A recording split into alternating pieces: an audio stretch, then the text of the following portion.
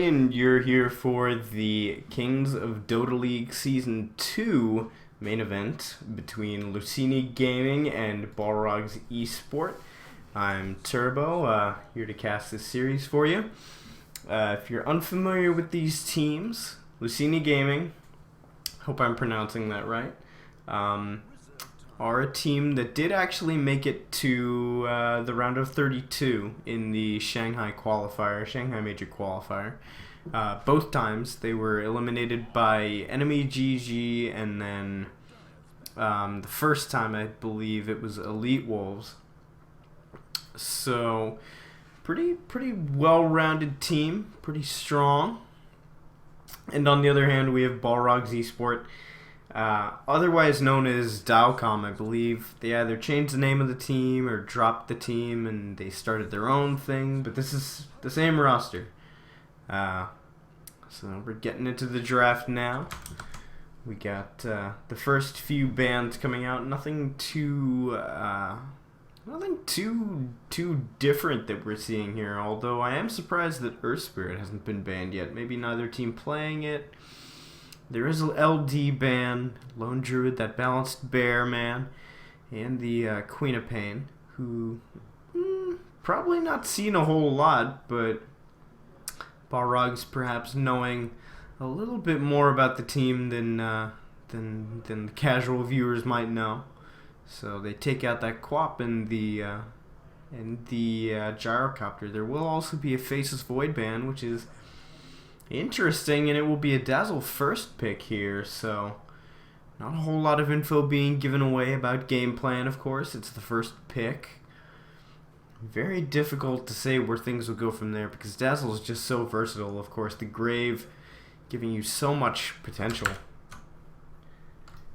to save your teammates, the heal. This Poison Touch is actually pretty good in lane 2. You can just get one value point.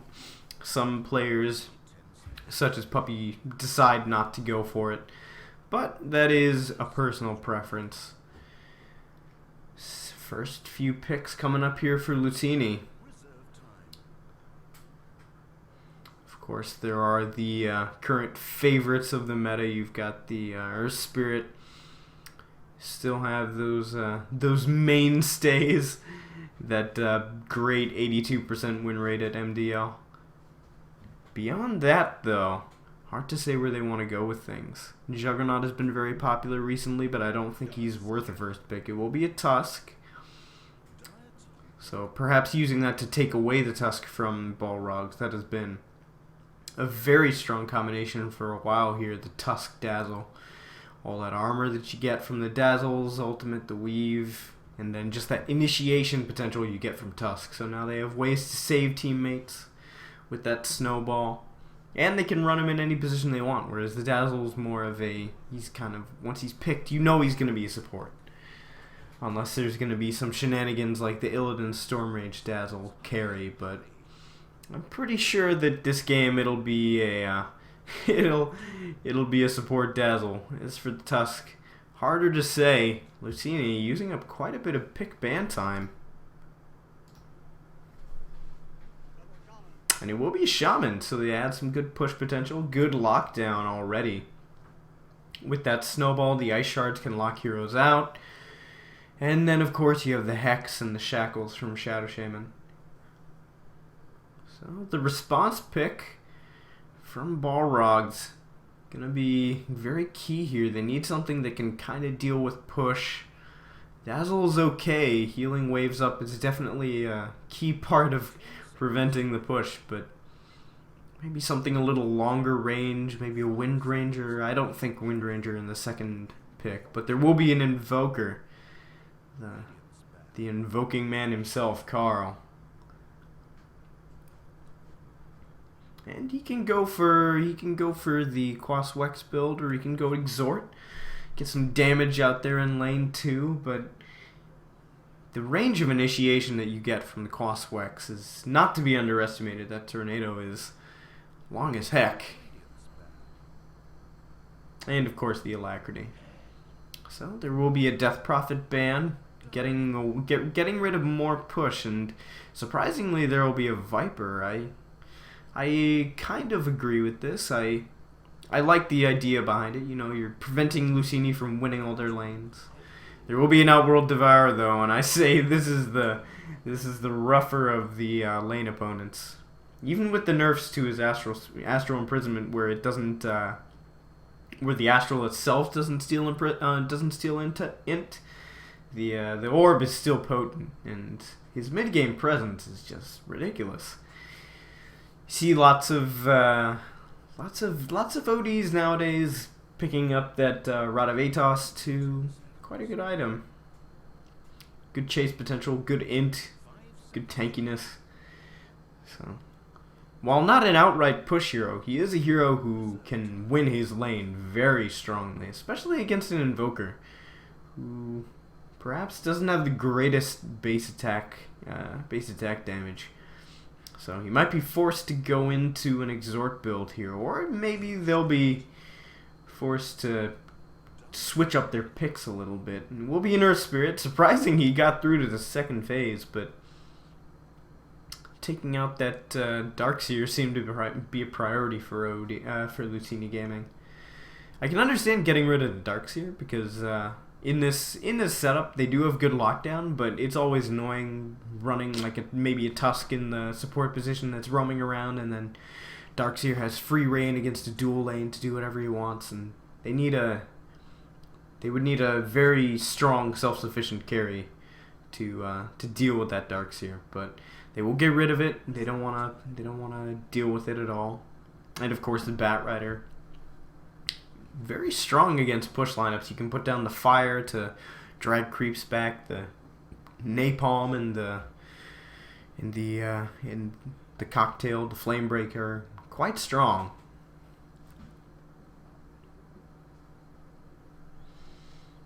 Either way, they have their fourth pick now, using up quite a bit of reserve time, whereas Balrogs have not used any, pretty much. They've used about 20, 25 seconds, 28.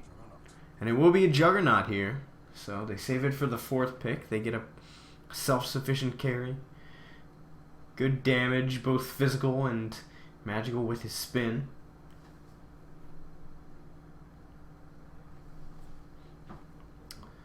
Be interesting to see what Balrogs choose for this off lane. I don't know if there's...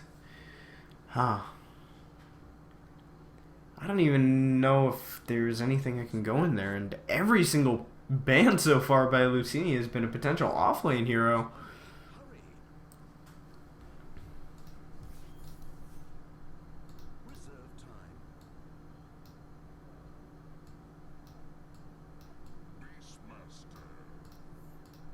And it will be a Beastmaster for the offlane, so a hero that can get something out of those camps that are now closer to the Radiant and Dire offlane.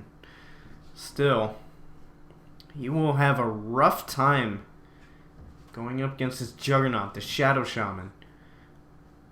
But he is, in his own right, a good pusher. The wild boars are annoying. They can be used to drag creep waves back too, if they so desire.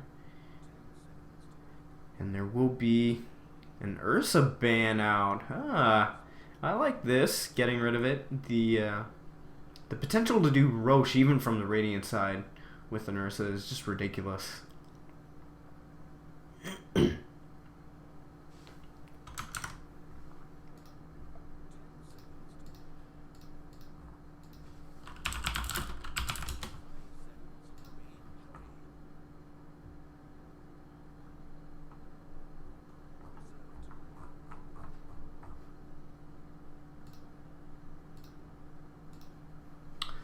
Final ban gonna come out. If they were to choose potentially an offlaner here, I wouldn't hate a Bristleback. A Baden might be good too, especially against Beastmaster with the Roar. Called it. Nice. That's a pretty scary pick actually. They don't have a lot of single target lockdown, to say the least.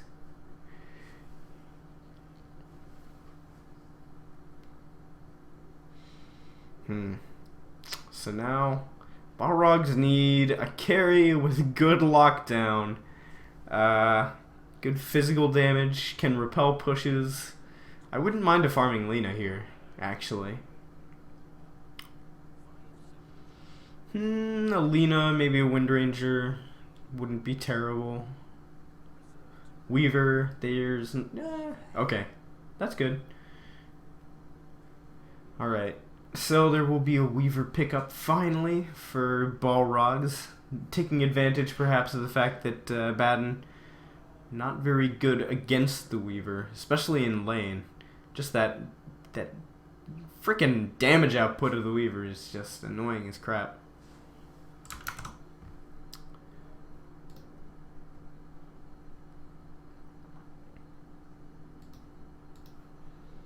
And a pause. Perfect. Well, we're getting into game 1 of a best-of-3 series between Luccinni and Balrogs. On the Radiant side, we have Balrogs. I don't know what to say about this. The Dazzle being played by two symbols. Benjaz on the Weaver. Timado playing the Invoker. Sota on the Beastmaster, and finally Jay, the Bomb, on the Earth Spirit. Of course, he is the Bomb indeed. On the Dire side, Aliadel Dota playing the Juggernaut for Luccinni. Camuzi, hashtag Tinker, playing the Shadow Shaman. Doomsday playing the Abaddon, and Xanderals on the Tusk. So there's a strong potential laning combination here. Between the Tusk and the Abaddon, you kind of just run at the enemy team and hope that they don't know what to do. But against a Weaver who's a little more versatile, more mobile, it's a little bit more difficult there. And it will be a bit of an extended pause, as I believe Lucinito has been disconnected for the whole draft, so we'll wait for the game.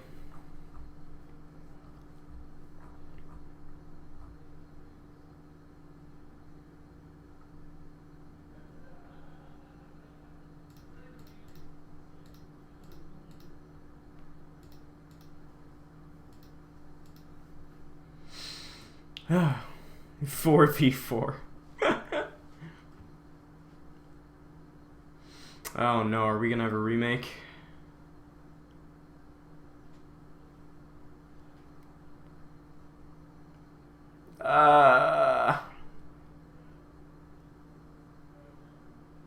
Alright, people, we're gonna have a remake. We'll be back shortly, I hope. Stay tuned.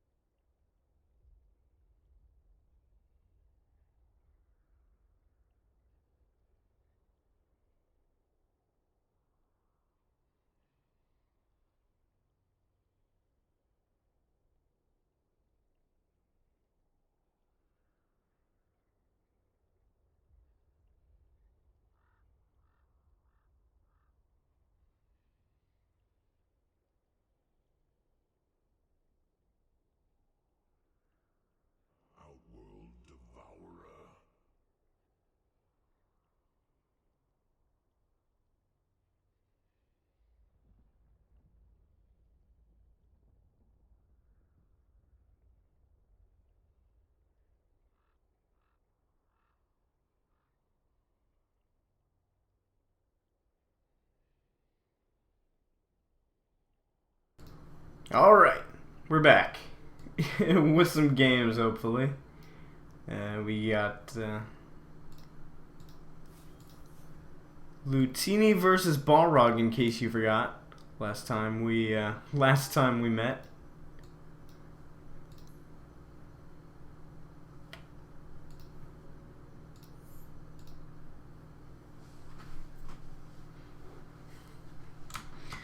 Alright. And there's a disconnect. Oh, Lord.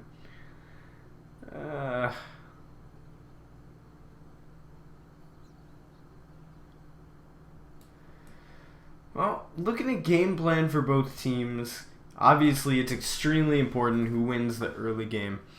The real question is, which team has the stronger early game? I believe that Balrogs have a slightly more well-rounded lineup for the early game when it comes to ganking, because they do have that Earth Spirit, and he can just roll onto mid in the first couple of minutes and get a pretty much guaranteed kill, especially with the Invoker, who can cold snap and all that other good stuff.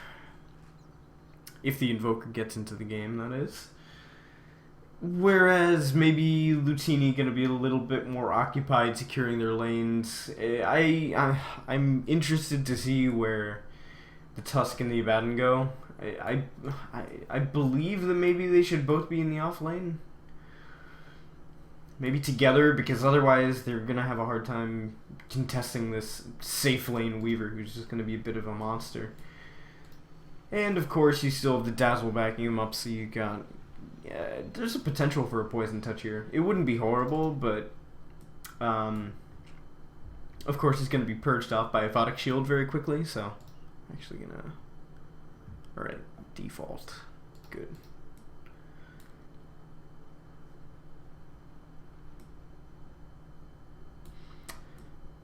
And at this point, just waiting. I do also think maybe Beastmaster should start with Iron Talon. I wouldn't hate it.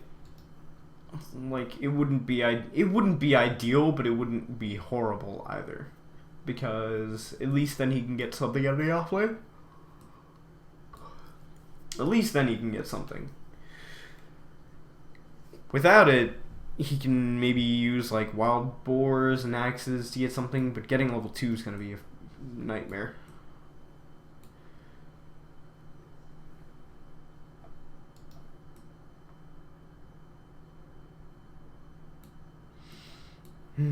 Just waiting for that Invoker, waiting for that purple player. Earth Spirit disconnects, oh boy.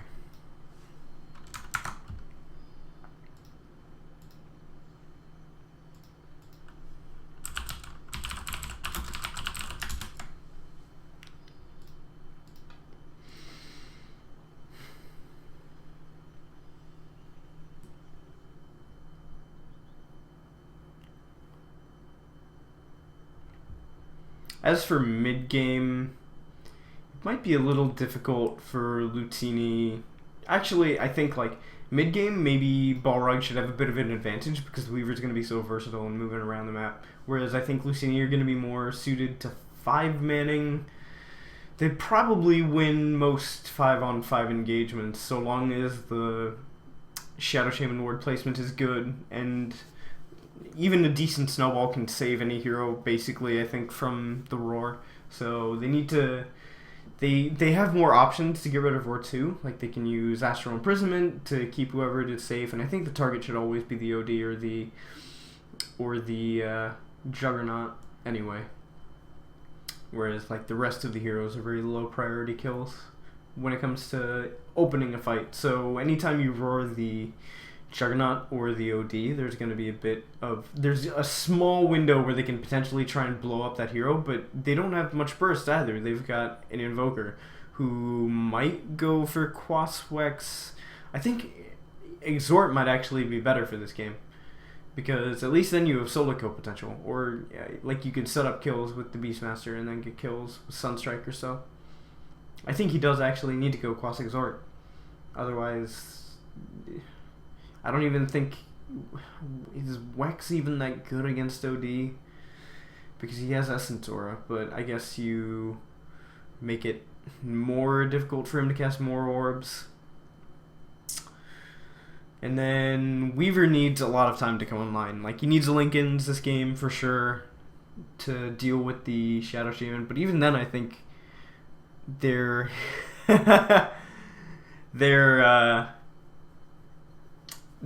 way to initiate on the Weaver is a lot easier. Like, they can use the Tusk Snowball from distance, and then the Shadow Shaman walks in with a Hex and a Shackle, and then they blow him up.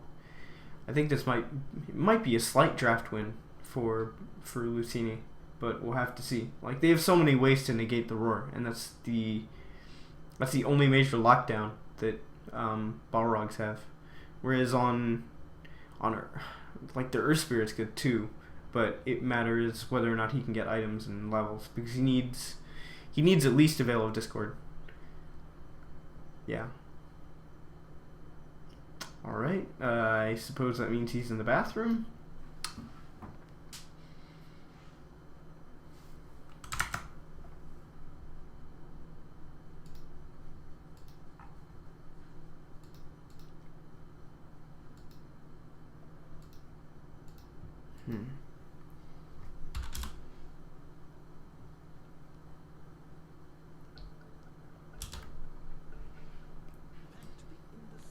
Alright, game's getting underway. There's going to be an immediate Sunstrike, so it will be an Invoker to scout out the to scout out that Shadow Shaman, I suppose, do a little bit of damage before he leaves the well. And there will be a 5-man excursion. There's a smoke on that Shadow Shaman. They can go for one early, and of course that does put the smoke on cooldown and lets it start its climb back up. As Jay the Bomb has put down a ward there for himself. He's starting items. Orb of Venom, pretty standard. He's also got a Fairy Fire and a Tango. There will be a catch onto Benjaz. That's not the hero you want. Ice Shards will trap him, actually, but he's already invis, and they will drop a Sentry for it too. That's a very expensive first hero to find, and very well played by Benjaz, being the one to lead forward, just like right there at the very entrance to the trees. So if he breaks a smoke, he has line of sight here and here, and then if they come forward, he can just run back into those trees, as he so expertly did there. Doomsday will be sitting in the Roach Pit here. He started with a Stout Shield for himself just to negate those Jonate attacks from Benjaz, and it looks like the Bounty Rune will be taking one on each side, but there's going to be spin already. Tomato's going to be shackled up. He's taking a lot of damage here, actually, and he will be brought down by Luccinni, so mid laner kills the mid laner. They don't get the Bounty Rune on the OD, but First Blood Gold will be perfectly fine. He can bring out a salve to himself now. I also see some ODs picking up. Oh man, he's got to walk back to lane 2. Oh, that's terrible. He didn't get the Bounty Rune, so he doesn't have TP gold. This is just a free lane for Luccinni for now. This is unfortunate, but he can bring himself out a bottle if he so chooses. I've seen some ODs do that because they're more reliant on the Arcane Orb than the Astral Imprisonment, and Essence Aura isn't totally reliable, so it's still okay, as there's plenty of things coming out, as this ward does not actually block the camp, so Kamazi gonna be caught out here. A roll onto him. He's very slow thanks to that Orb of Venom, and Kamazi will be going down here. Earth Spirit making a good movement up to the top lane, so this is actually this is good. The ward, like, it sees any support movement, but it also allows them to get a pull off, so they're going to be coming down here anyway, because you know they need that experience. As there will be an Ice Shards attempt, but they won't catch the Dazzle. Xander rolls not on point with the Ice Shards so far, as Jay the Bomb will make a TP rotation down. There's a snowball to the creep, as Doomsday will protect his friend here. He gets the Aphotic Shield off. Good damage, but Xandril is already very slow. That frickin' Orb of Venom is paying for itself as Invoker collects the Sunstrike kill. Here's another kick, And Doomsday might be in trouble here. He eats the Fairy Fire, but Jay the Bomb doesn't care. Jetnade attack cleans him up. And... he'll be given a Fairy Fire. Well played. Or he eats his own Fairy Fire. Benjaz collecting a kill and an assist for himself. His sentry does go down. It's easy Observer Ward here, but he even eats his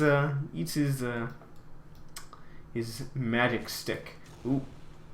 Tango will get rid of that ward. Get out of here, he says. Oh, didn't mean to open that.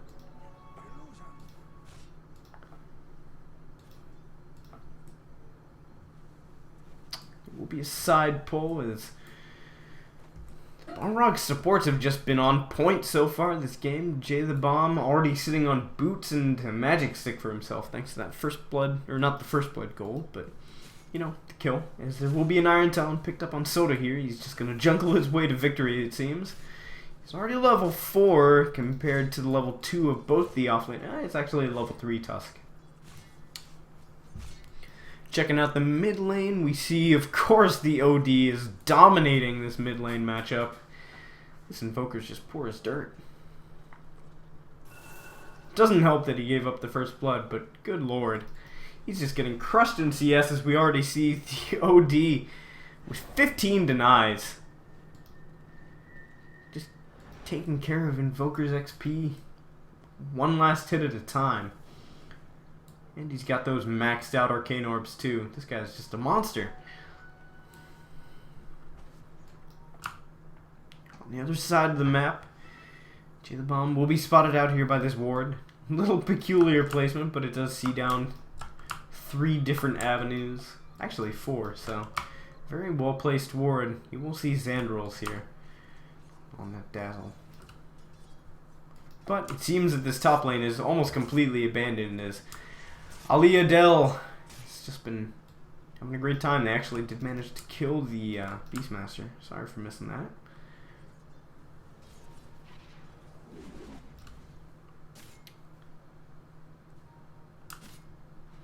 Yeah, this Juggernaut's just farmed as all hell. Picks up phase boots now, so his kill potential is even higher. He might actually have perfect CS here, seeing as his lane's essentially free.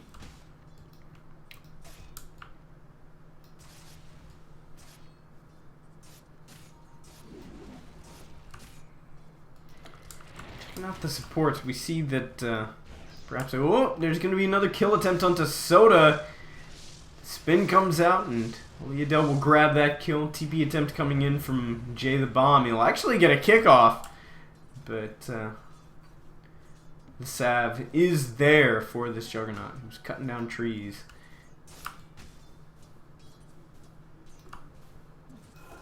Rotation possibly coming in from Xandros, trying to get a kill here onto the Invoker, make his lane even more difficult. He's currently sitting at level 5. He's trying to go for that hand of Midas, but it's gonna be a while. As on the top lane, there's another kill. Kamazi making things happen.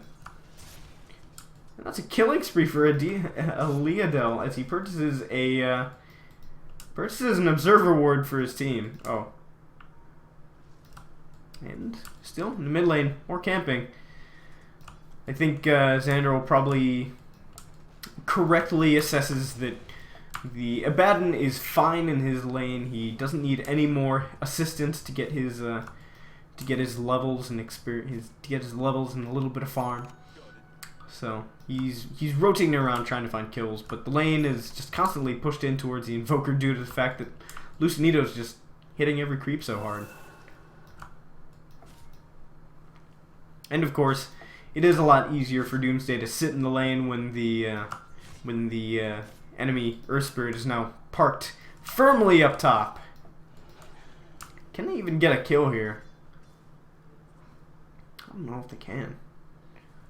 Essentially, he's just here to protect the Earth Spirit, or to protect the Beastmaster, right? Like, he's level 5, that's good enough. He's doing better than the Abaddon, simply due to the fact that he's got that Iron Talon. So, he may not have as many creeps picked up, or actually he does, he has more. But not as few deaths, I should say. As there will be smoke from KOD and Xander. Possibly looking to find something on either the Invoker. I don't think there's any kill potential onto any of the bottom lane heroes, so they're going to wrap around. The missing call should be there. It's clearly just the Juggernaut here. KOD taking the long way around as they see the Invoker is definitely not in lane. This ward does see all. This will be, I believe, a wasted smoke, so that is now 2 smokes completely wasted and finding nothing by Luccinni, but I believe they have the right idea. I think the map awareness from this Invoker is just flat out better at the moment. He has to play extremely cautious.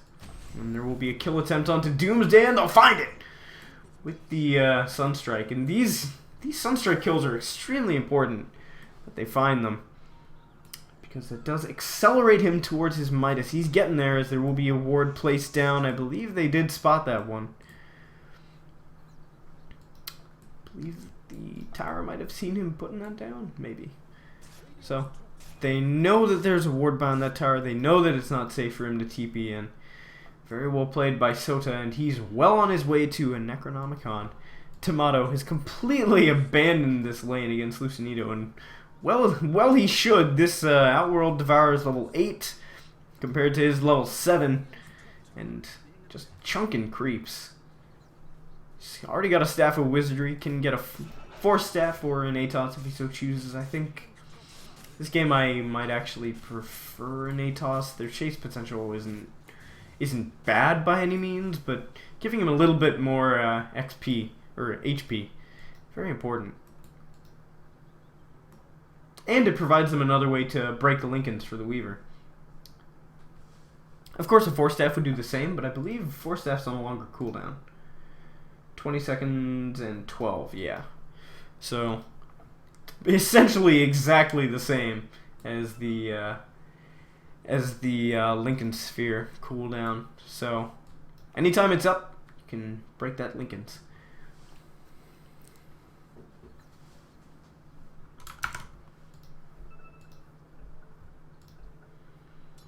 And we're back. So the push attempt on the top lane, gonna bring it down to 227, is disconnect from Invoker. Whoo boy.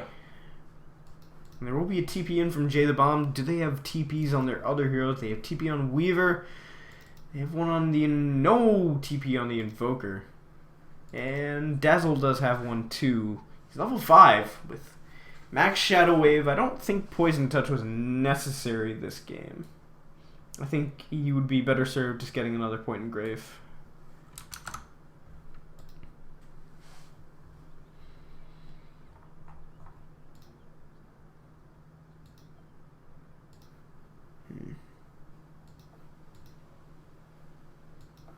They do see Jay the Bomb rotating here, so actually probably their best bet at the moment is to rotate these 2 supports. Do they have level 6 on Shadow Shaman? They should rotate Jug into the jungle where he's safe and just let KOD farm lane. So if they kill the Shadow Shaman, it's not a huge kill, but if they kill Jug, it makes it all worth it.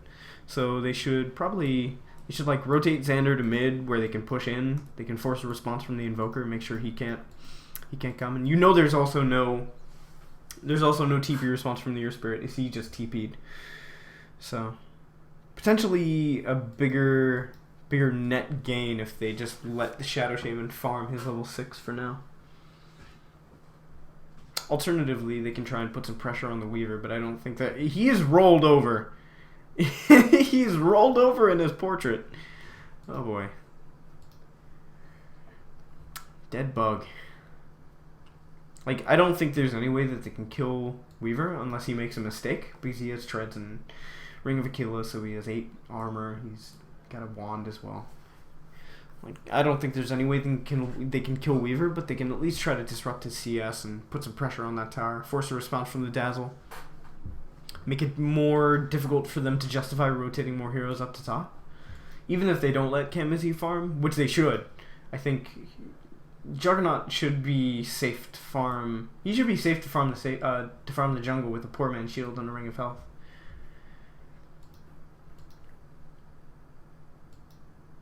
And also, just by virtue of the vision up from Luccinni, they're going to have an easier time defending their safe lane.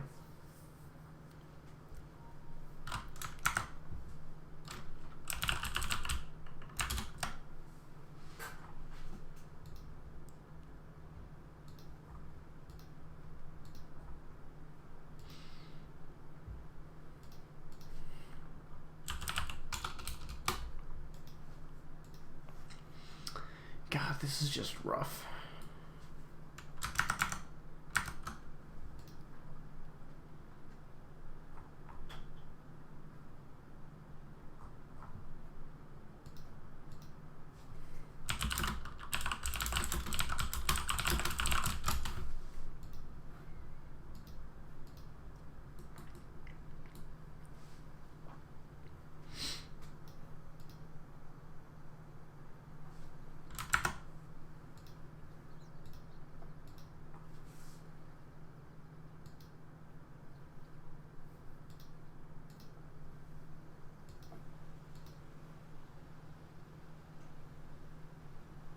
They do have Roar.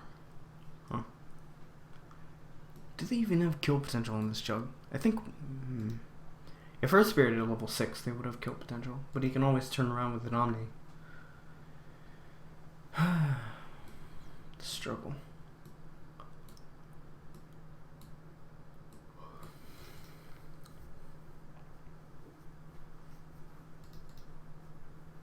And he's going for a Battle Fury, so he just wants to farm. Like, there is a very real possibility that Luccinni just completely out-farmed Balrogs. But who even has better late game? I think maybe Luccinni have better late... I actually like Balrog's late game a lot better. The Weaver just becomes more versatile, and he... like, after 2-3 items, he becomes pretty much unkillable. Like, 2 defensive items, I think. He needs a BKB and a Link in this game, I think. Most likely. But...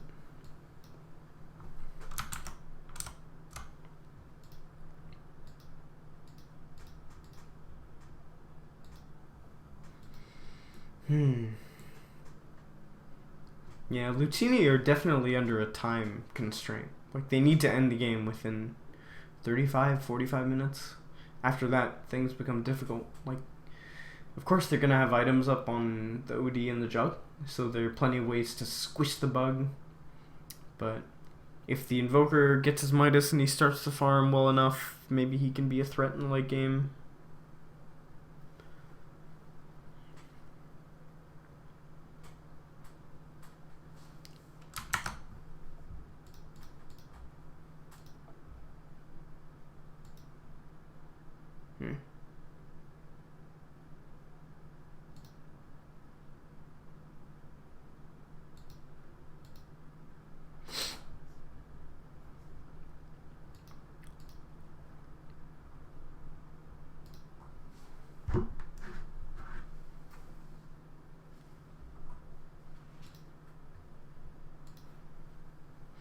Alright.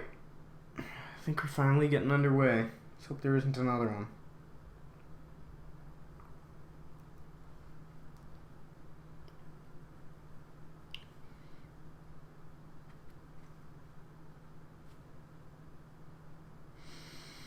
Alright. I don't want to talk about hypotheticals anymore. I want to watch the game.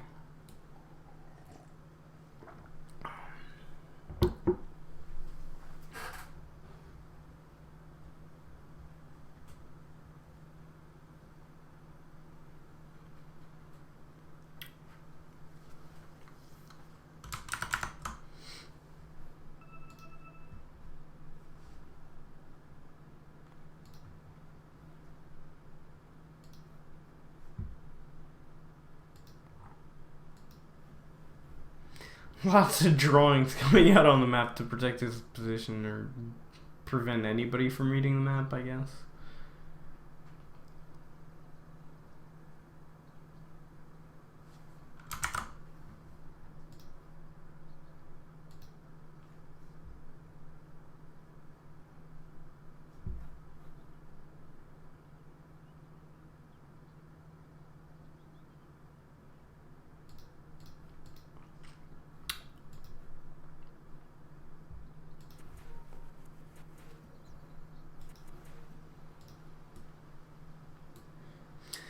Alright.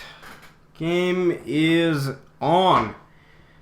Rotation coming up here as they're gonna attempt to get a kill maybe on Jug. I don't think they know that the Tusk is here, because he can easily save him with a snowball. There's gonna be a stun out onto a Leodel. Silence comes out as well. Snowball will save him from the Sunstrike. The spin comes out. A Leodel probably gonna be okay here. He can turn around with an Omni Slash if he so chooses, but there's a response from the Dazzle as he Omni Slashes. There's a Grave that comes out actually. They get to KOD, gonna get hit by the kick as well as Benjaz gets a double kill. Explosive end to the pause as we talked about those TPs. No TP response from OD as he doesn't have one. He's just content to farm up this lane as Weaver will increase his farm.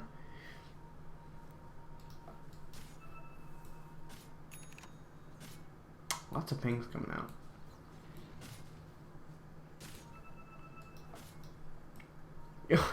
They're trying to find the ward. They think that it might have been on the high ground there, but what? Oh, he's pinging so that he can get the Hawk over to there. But oh, they missed twice. Ugh, that's heartbreaking. He has to know it's here now, right? Good lord, he's just using everything for this. Is he gonna find it? Oh, good lord. Well, they're not gonna find the ward. Not for lack of trying, but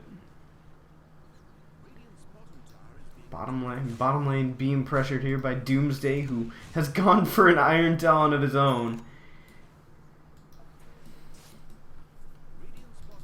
I think maybe the issue there was that Leodel, going back to that fight, is they're looking to find a kill on OD, not going to get it. They even use the grip. We'll bring him low, but won't kill him. He pops an Arcane Rune. Good lord. OD with an Arcane Rune. I think the issue there was maybe that like there were so many creeps and so many heroes there that the Jug just couldn't get good ult. And as the Wild Axes will come through, KOD maybe looking for something. He's gonna shock the wave. His tower's dropping low. Leodel's looking for it. He's gonna get the spin off and gets the tower kill, but he's slowed down by the Wild Boar, so he won't be able to get a follow-up kill.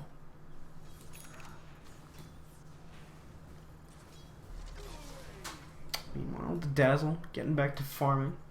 He's extremely poor. We'll check out the net worth graph, but not as poor as the Tusk, who is yet to hit level 6. I gotta say, the supports on Luccinni are just super freaking poor. Mega poor. Ultra poor. Rampage. And so, Sota gonna be caught out. Omni Slash only hits on the Beastmaster despite the presence of the Boar. And they will finish him off. KOD getting ever so close to that level 6. I think they definitely need to allocate more lane space to that. God, this bug is just dead. Look at him. He's rolled over. They definitely need to dedicate more resources to letting these supports farm. We'll finally at level 6 off these creeps. So they can now, they should probably rotate their heroes mid to push to get another objective, get another infusion of gold so that this Shadow Shaman, who is actually relatively rich compared to the other supports. Ooh, the boulder just barely misses. Oh, they're just roaming around the jungle together. That's alright, as there's going to be a fight. Snowball gonna save the OD for now. They dodge everything, even the Meteor Xander. Oh, he locks them out, but he's not going to be able to get away. The Weaver bugs catching up. Luccinni might go down here. The bug is going to fall eventually, but the Shadow Shaman wards go down. Those zone everybody away. The Abaddons come in as well. There's no ultimate up on the Juggernaut, but he's going to try and find kill onto the J. He's going to get it too. Benjaz looking to get away here. He's hit by the dust. It's Sota caught in no man's land. No TP. I think they just assumed that he left because they're not even looking for the kill. They just wanted to get this tower. There's a TP in from the Tusk as well. They want to secure this with all 5. They don't have the Shadow Shaman wards. They're all the way back by their own tower, but Sota will survive, picks up a double damage rune, but they will concede their tower here. Oh, the deny from Invoker! What a play. Oh boy.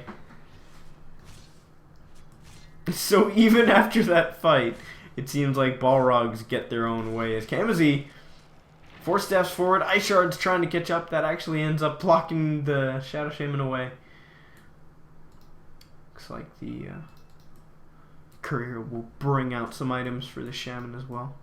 Tusk still not level 6, almost 15 minutes in. Still, they are taking good map control here. They will finally give a lane to Xander to farm that up. He's just a sad Tusk. Spin use on top. As he has the Battle Fury coming out to him. They see him with the Hawk.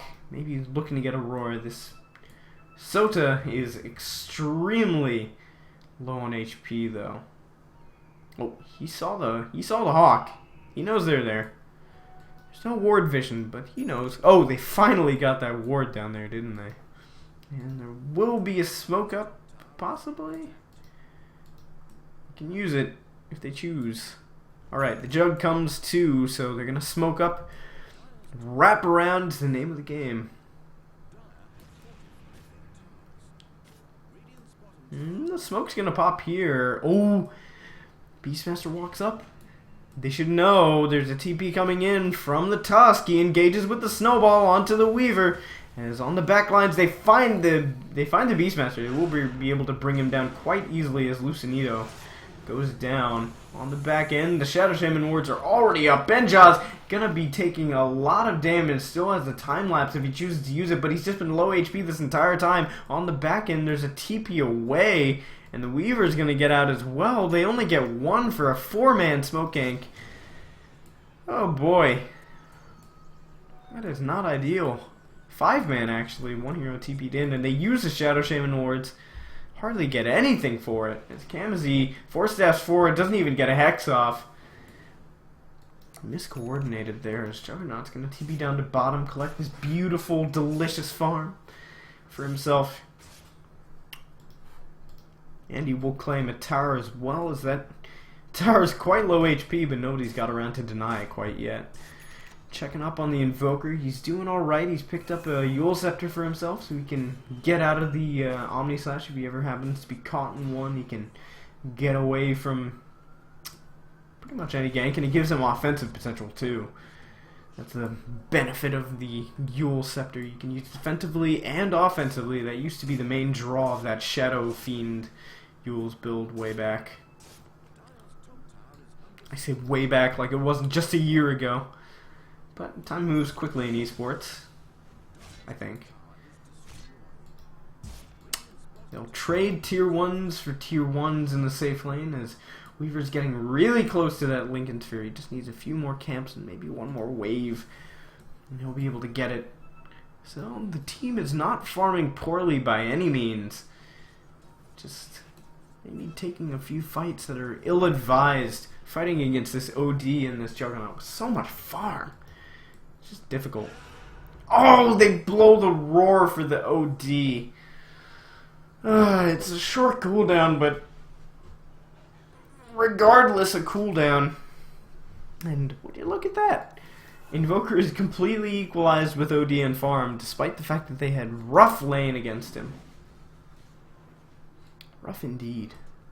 So, Benja's now has that Lincoln Sphere. They can make a fight happen, perhaps. There's a lot of posturing around Roche, I believe. Yes, the Sunstrike will spot it out, and they don't even have Kamazi here, even though he has his ult. But will there be a smoke? There will. 3-man smoke, gonna try and interrupt this Roche, but the damage is just too high from Luccinni. 4-step forward, Luccinni. Ooh, the Boulder's gonna catch Doomsday. There's still an OJ. The bomb gonna be locked out, however, rolls it to 3. Gonna get the Geomagnetic Grip off. There's an Omni Slash as well as a Leodel. Gonna get so much damage out. Doomsday pops the ultimate. Benja's gonna be caught despite the Lincoln Sphere. Gets the time lapse off, however. Doomsday looking to find a kill as they will get Jay the bomb. Oh, one more right click needed. He's going to deny himself to neutrals. Oh, he gets a kill from the abandon. Oh, that's gotta hurt. Whoa. Balrogs. He's taking an ill-timed fight. That's just painful. They give up the Aegis. Don't even take the Aegis. Don't even take a kill. Luccinni rolling for sure. The only upside is that Benchaz doesn't die there. I mean, the real upside is that nobody else dies. Oh, he had a TP too.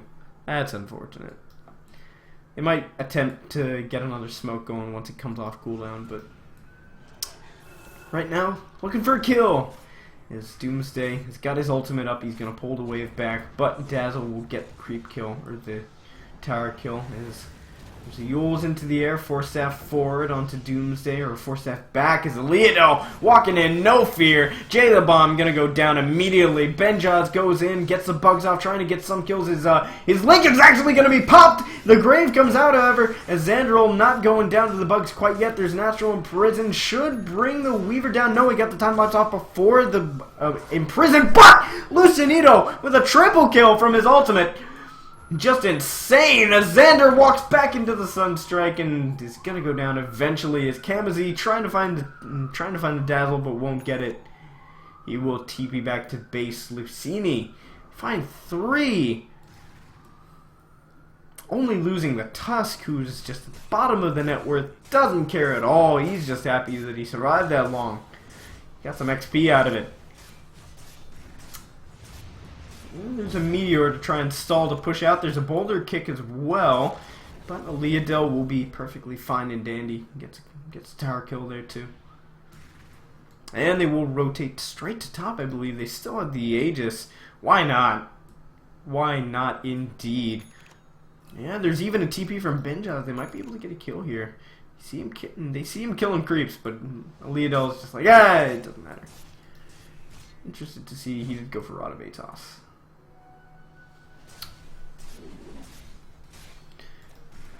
There's going to be an Omni Slash onto Soda. I don't think there's anything he can do to save himself. There's going to be a grave that keeps him alive for now. There's a Manta Style up 2 on the Omni, on the Juggernaut. So they blow the Omni, force the Beastmaster back, but they will be content with that. They blow the Shadow Shaman wards just to be safe. This Hawk does see everything. But the outer towers are quickly disappearing. Zodi purchases a Blink Dagger for himself now. Full mobility. He even went for a Force Staff and the Rod of Atos. He knows mobility's king in this game. Plus, they all give him good aim. They all give him good int. Besides, the Blink Dagger doesn't give you any stats, but beyond that, he's doing quite well for himself. It's good damage. Leodell looking for a kill. Might find the Dazzle here. He cuts through the trees. Didn't actually see Dazzle there, but they will see the Jug now. He's just a farm machine. Already at 13k net worth. This Benchaz gonna look for creeps. Find them. Unfortunate. He needs farm wherever he can get it, but there's no farm to be had as their own jungle is being farmed up. The enemy jungle isn't accessible. So just trying to find something. He's only got a level 1 Necronomicon, but the second one's purchased.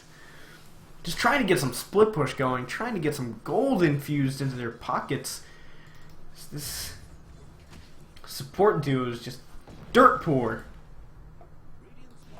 And the final outer tier 2 tower will fall. I believe that any team that has all the outer tier 2 towers taken by the 20-minute mark, I believe, or the 25-minute mark, usually has like a 85% or 95% chance of winning, or 85 or 90.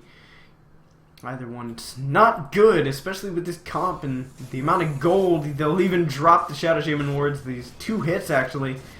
Those Fort Spirits do quite a bit of work on those Shadow Shaman Serpent wards. Roll away from Jay the Bomb. He says he wants no part of this. The wards will finally go down. Well played by Balrogs. Tornado comes out, only hits onto the Juggernaut. He still has a Aegis if he chooses to. It actually just expired. I think they'll be getting out now.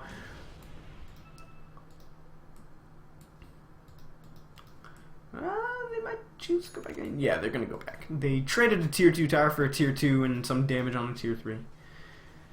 Acceptable. But still. A trade is a trade, and when you're behind like Balrogs are, you're going to take whatever trade you can get. As there's a gem purchased from this Tusk. Early gem, I like it. Limit the vision of the enemy team. Make sure that that Weaver can't get around like he wants to. Four-man smoke up by Balrogs as they saw Kamazee here, and it looks like he'll be the sacrificial lamb here. The roll forward. Hashtag Tinker, hashtag dead! This Tomato goes dominating now. They grab the Shadow Shaman, but he's not too worried about that. He even purchased a Rod of Atos for himself just to break that Lincoln's more easily. He just needs a Blink Dagger now, I feel. So we'll try and take a tier 1 here. Is Hawk gonna be spotted and brought down? No Hawks in this room. Is Balrog's gonna try and take a tier 1. Kick comes through, not gonna hit on anybody. Doomsday playing very well with his positioning here in these fights. Sota, ooh, there's a backdoor attempt. The Aliadel trying to find something. He's going to get the spin off. Can he get a TP away as well? I believe he's going to pay with it for his life, and he will. I don't know if that's worth it, as on the back end they're going to grab the Dazzle kill. They get some damage out onto the range barracks and take the tier 3, but trading that much gold, 583 for that Invoker. Good lord.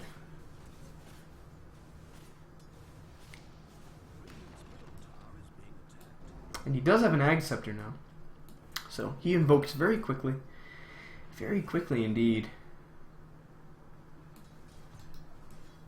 And Necro 3 completed, so I think if they can contest the next Roche, maybe Balrogs have a chance in this game. Like, this game is by no means over, but it's very difficult now with exposed barracks and this Juggernaut being as farmed as he is. He even purchased a Blink Dagger for himself so he can jump in and blow up the Weaver before he's able to get anything done.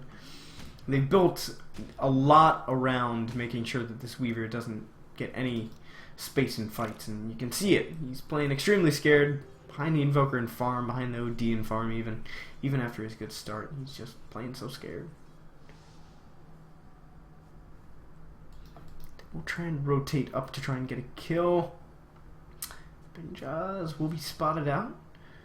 Ooh, Luccinito is going to try and find him. Can Atos off that that Lincoln Sphere, but chooses not to go for it. He's going to stay invis for now.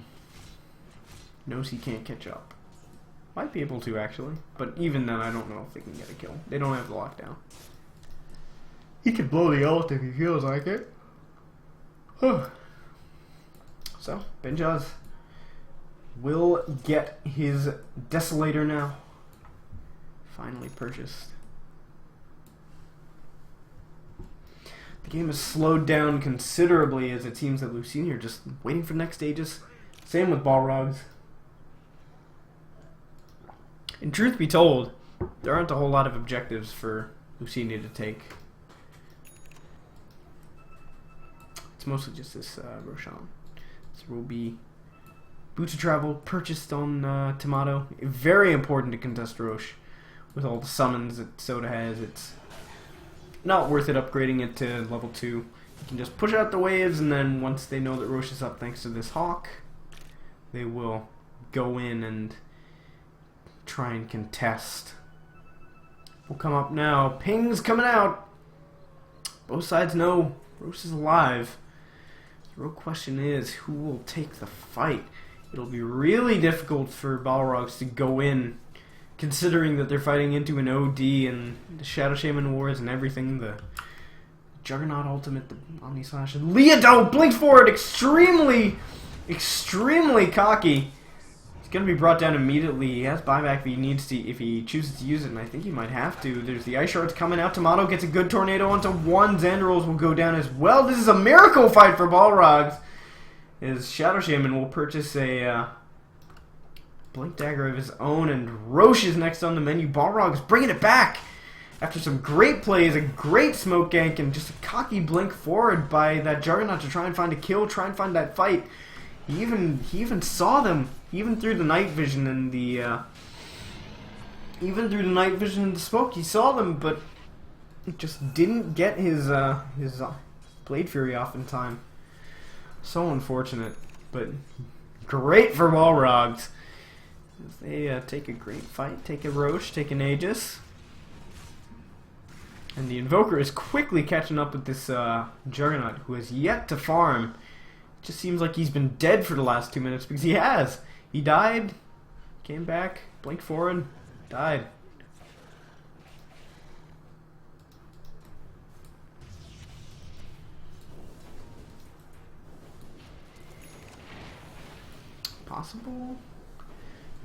Possible movements for Balrogs here. They'll probably use this Aegis to farm, because it's still risky to take a 5-on-5 engagement against Luccinni.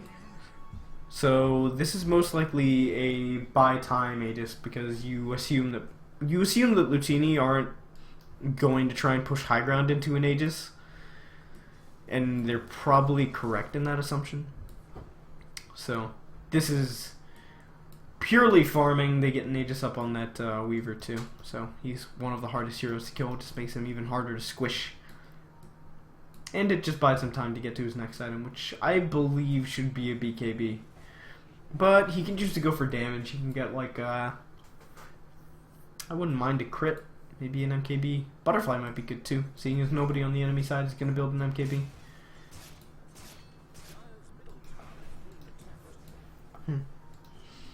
Benja's gonna push in mid. There's a Sigil coming through, drive by Sigil, but won't do very much. Are they seriously gonna try and push in here? There's a smoke from 4 with the Leodel leading the charge. They're gonna trade a tier 2 for damage on their racks.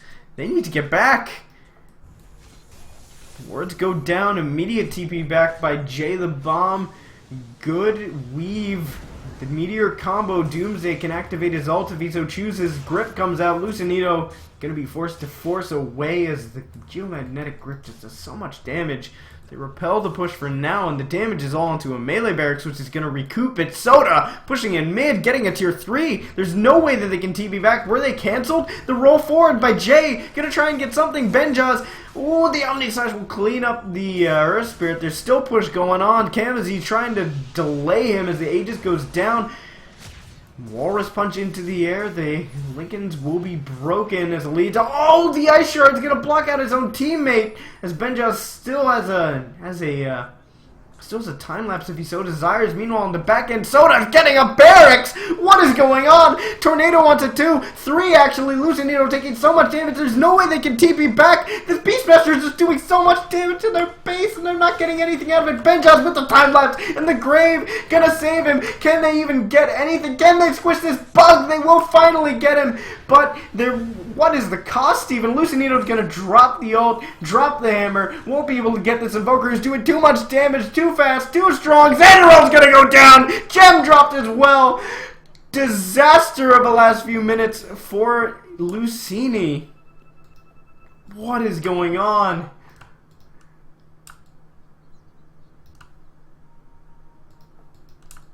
The barracks. Oh, that push from the Beastmaster is just, that's legendary.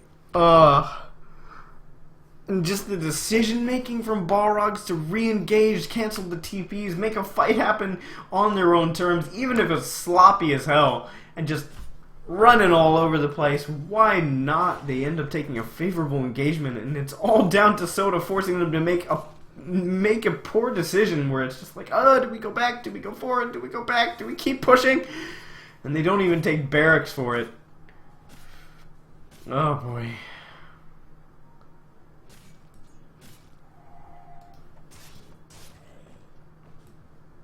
Leodel now purchases up a Diffusal Blade just so he can deal with this Geomagnetic Grip. The Grave, I suppose. What do you even do? It just seems like they've been on the front foot this entire time, and then suddenly, few bad fights, few hasty decisions made. Not even poor decisions. This is just like, it's expert manipulation from Balrogs, essentially just forcing them to make forcing them in a split second to say, okay, we're either going to TP or we're going to try and get something is just magnificent. Magnificent play from Balrogs so far to bring it back from a pretty huge deficit. As, oh, the TP away, the roll. Kamzi delays too long waiting for his team. And Sunstrike, not going to hit. So they brought it back from almost a 9k deficit to now about 5k in their favor.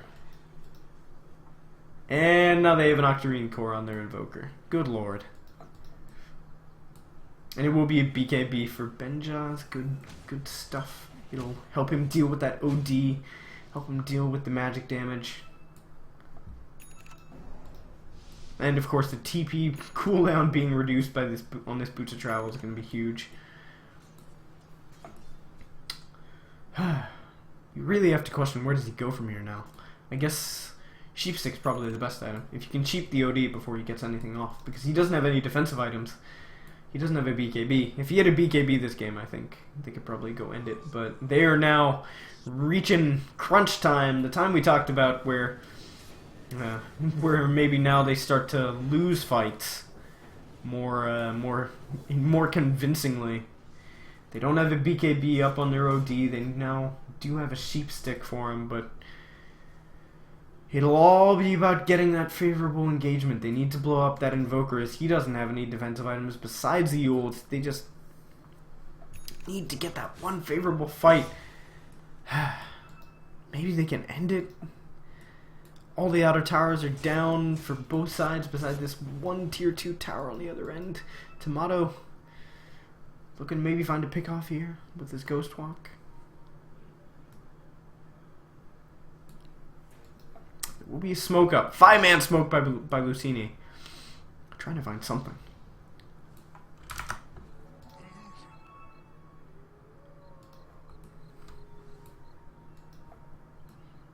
They have vision here. They see Benjaz. Can they get him? Can they squish the bug? He's got a freshly purchased BKB. He moves forward. Luccinito gonna try and find him. They have an Omni Slash available. Good lord, he's just chunking this bug down. Kamzi blinks forward. He can get an ATOS off onto Benjaz as soon as his BKB runs out. Hex comes out. Luccinito gonna get another Hex. They will squish the bug finally. Oh, Tornado comes in. Tomato might trade his life as well, but he gets a Ghost Walk off. They don't have a gem either. So, BKB first use. Gonna be popped by Benjaz, but won't be able to get away. Unfortunate.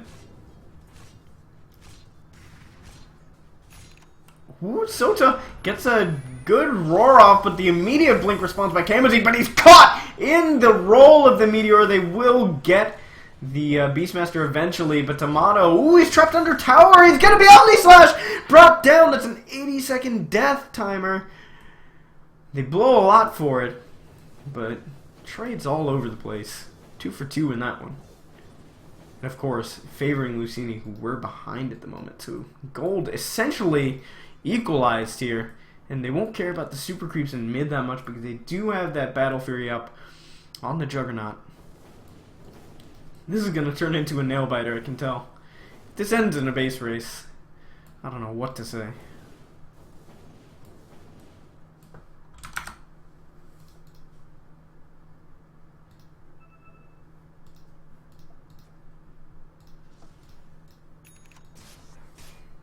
So, pushing out the lanes, making sure that there are no more split push shenanigans as Roche is about to respawn. Jay and Benjaz gonna roll away. This OD is very rich. I think he should definitely go for a BKB after this, I feel. I think it has to be, right? Drop the Force Staff, get a BKB, keep TP just in case. Or he can go Boots of Travel, I suppose. Free up an item slot. Ooh, don't walk away. No. They know it has to respawn, like within the next minute at least. Within the next 30 seconds. And they have reclaimed that gem too. Or is that their own? Yeah, they reclaimed their own. No, that's actually a newly bought gem. There is a smoke from Balrogs. Wraparound 2 for Luccinni as there's a tornado up on the bed, and that's not the target they want. They killed a Hawk, and they immediately burst down the Dazzle. No grave. Aaliyah Dota jumps in, gets the Omni Slash. Gonna burst down Benjaz, who can't get away. No buyback either. 3 dead. Oh no, Balrogs. They don't even care about Roche. They know that it's up. They just don't want to go for it. They don't know what to do. Soda blinks into the trees. He will be able to get away. This is just confusion from Luccinni. But Luccinito will be able to start on the Roshan. His team's pushing in waves. They don't know what to do. This is just uncoordinated. It's just, guys, let's push wave. Guys, no, let's get Roche. We need to take a safe fight. Confusion all over. But they don't lose any objectives in exchange for it. They take a good fight. They kill 3. They squish Benjaz even after the BKB purchase. Just that Lincoln's being popped, and then the immediate Omni Slash. Very well played by Luccinni. That Blink Dagger paying off, and I believe he also uses the Diffusal Blade to break Lincoln's too, which is really good. Just crisp play. Making up for these poor fights in the 30 to 35 minute range by Luccinni. Omni Slash going to be your Battle Fury going to be used. Blade Fury. Oh, blink forward! BKB going to be popped. But the Grave. Good play from the Dazzle. Roar comes out. Aaliyah doesn't have the Aegis. He will. Oh, he gets a split off. He's not going to die. Not today, he says. Luccinni going to retreat for now, but they have the wards down on the... They have the wards down. Oh, Tomato jumps in, gets a great tornado onto 3. 2 gonna fall, however, as Luccinito drops the hammer, brings down 3, and now 4. As Leodale goes on a killing spree. Doomsday just decides, oh, let's go for base, let's take it. We know that 3 of them don't have buyback. He could have sold his Antiminus. What did he purchase? What did he get? He purchased a BKB, and GG will be called. Back and forth game. But Luccinni do ultimately take it. Next one's going to be coming at you real soon. Just keep in mind, this is Kings of Dota League Season 2, brought to you by Turbo, sponsored in part by eSport Gaming and Dota 2 Lounge. We'll be back to you with the game in a short bit.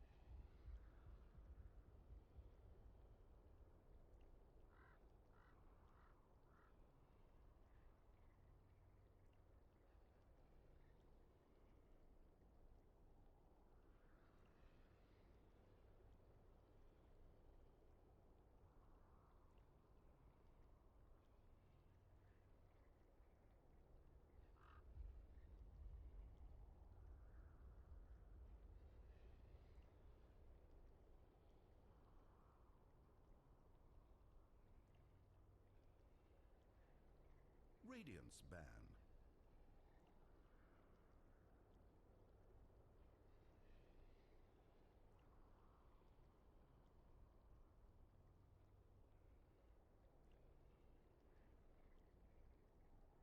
Ten seconds to pick. 5 seconds remain. Reserve time.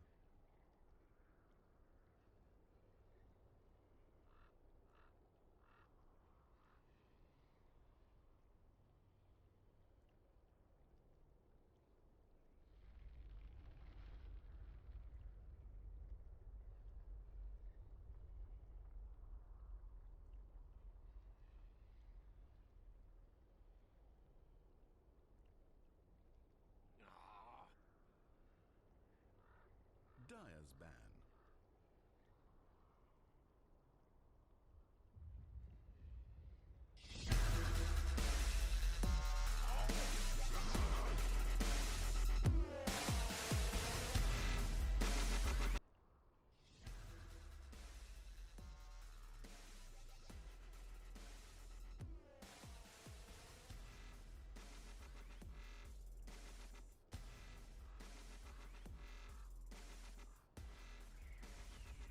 Radiant team are now picking.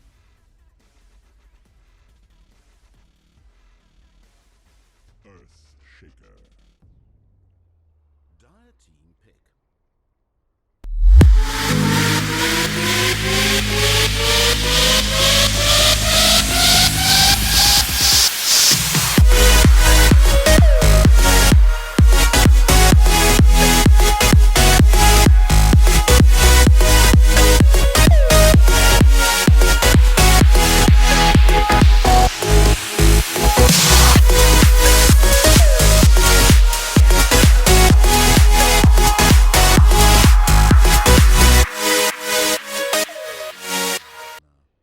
Reserve time. Hello and welcome everyone to Game 2 of a Best of 3 series between Balrogs and Luccinni. Luccinni took Game 1 and they're looking to close it out with Game 2. First picks and bans already in the books. Much faster than last game now that the teams have a little bit of a feel for each other. We've picked up the Queen of Pain and the Dazzle for Balrogs. And the OD being banned out after a monstrous display by Luccinni last game. And surprisingly, still no Earth Spirit. He ended up losing last game, but I still think his impact was strong. Maybe just a lack of coordination, but there will be an ban. Ugh, hiccups.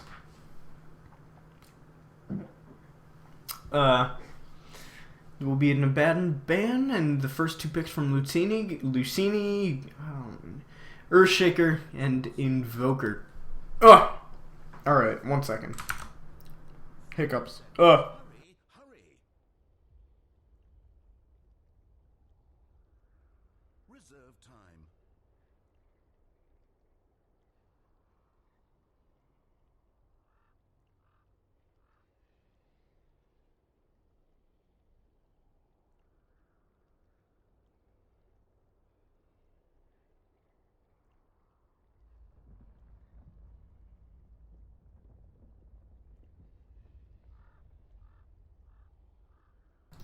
Alright, I think we're Gucci. Okay, so Balrogs choose to go with the Dazzle opener again. I think this is okay, but I don't know how like, its impact last game was okay. There were a few clutch graves, but I don't feel like the Dazzle was particularly game-changing. Nor was the Weave used to particularly high effect, as the Weaver was always going to get bursted down so early, so I don't know how I feel about it here, especially against an Earthshaker with a lot of AoE, long-range stuns, high range of initiation if he gets Blink Dagger. And I think he should be played in a offlane role too, but we'll see what the other safe lane heroes are going to be for Balrogs. But I like Luccinni's opening a lot. Invoker, Earthshaker, good kill potential early, even if the Earthshaker's regardless of whether he's a support or a offlaner, he provides A lot of good damage for the team and good setup for all of Invoker's stuff. You can choose to go for an Exhort build this game and get Sunstrike kills, get a lot of damage out, get good damage with the Fissure providing a setup for it. Making sure they don't move around, fidgeting.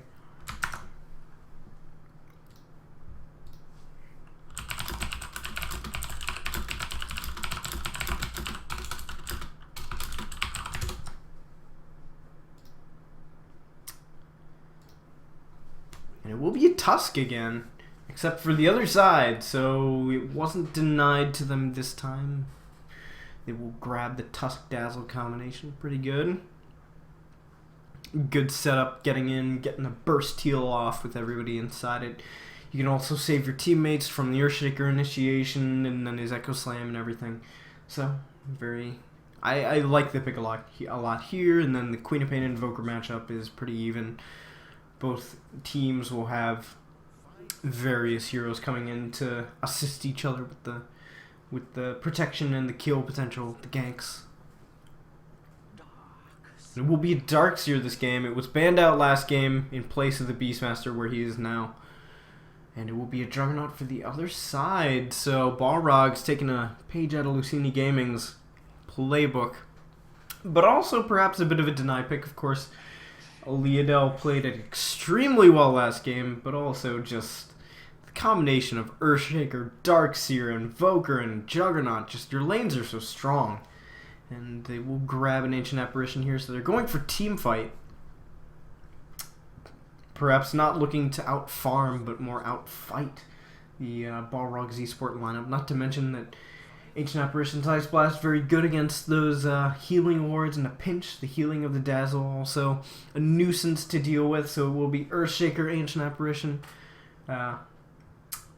Supports doesn't exactly give them much of a gank potential besides just the Earthshaker, and I suppose Ancient Apparition can use his Cold Feet or Ice Vortex to slow him down, and maybe a Chilling Touch to get some extra damage in. So their level 1 fight is actually very good.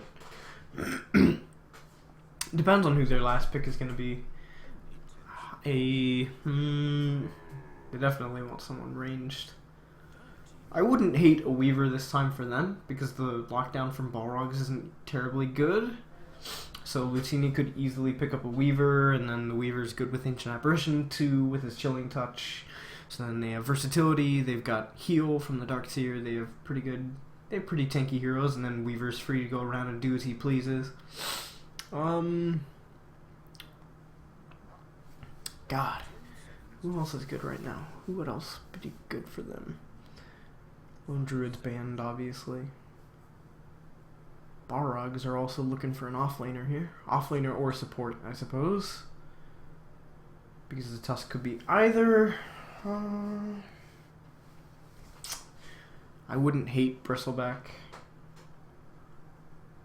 I would never hate Bristleback, honestly. Maybe somebody who can get something out of the jungle, because their support combination is pretty good too.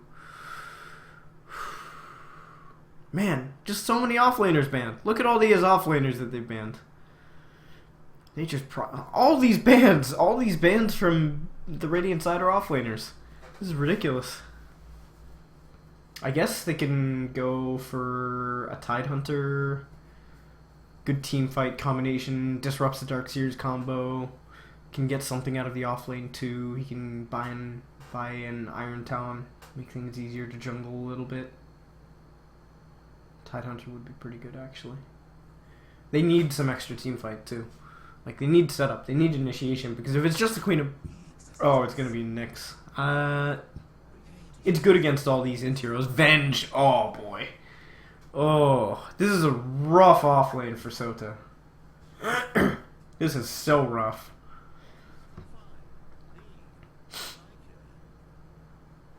Man.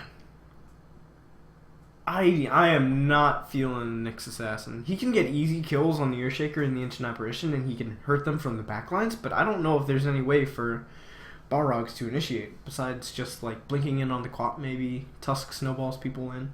But this Nyx is going to be in real danger. I would have liked a bigger team fight ultimate spell.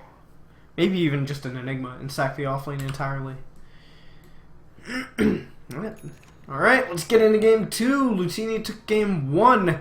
It's going to be a battle to see if Balrogs can keep themselves in it. Let's get into the players on Balrogs. We have Jay, the Bomb. On the Juggernaut, it will be Benjaz.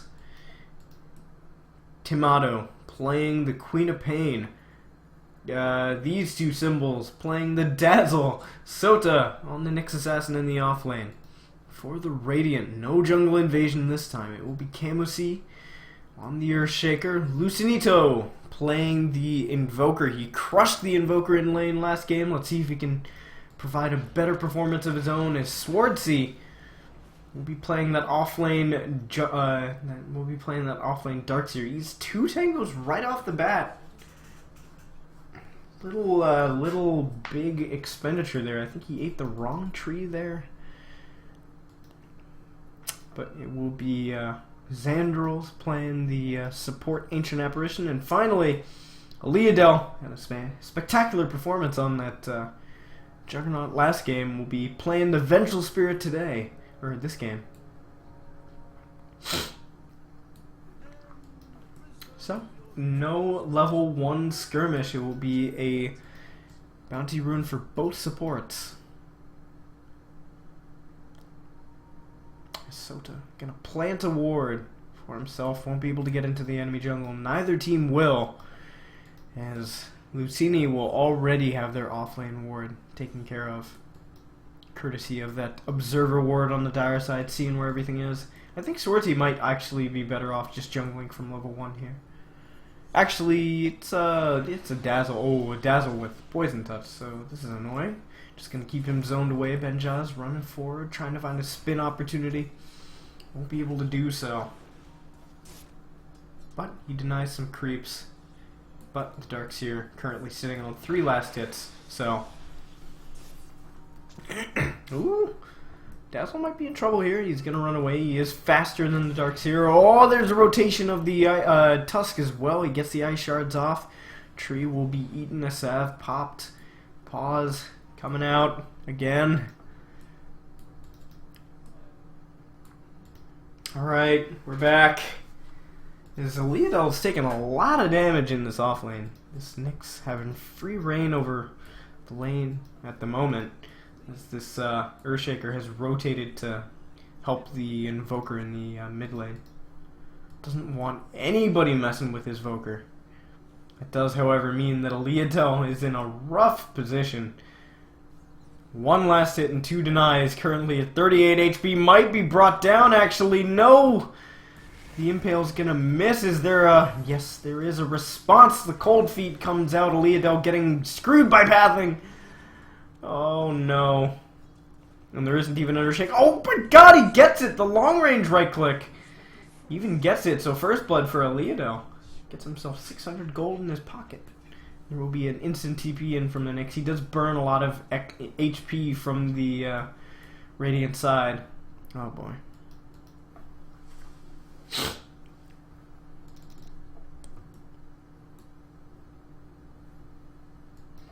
He does burn a lot of HP and HP regen from the Radiant side, but I don't know if it's worth it.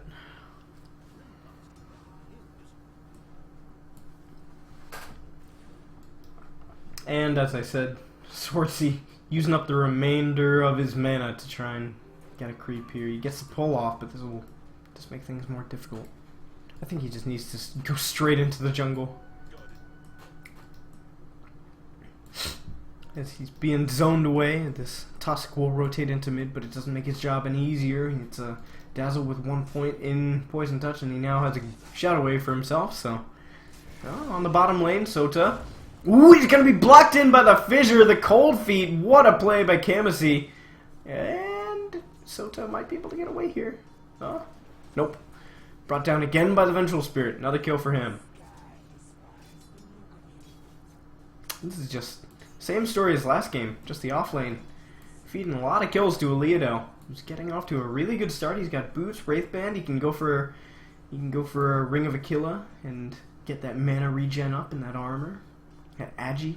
That core Bane. That core essentially Unvenge. As in the mid lane, a few creeps being traded.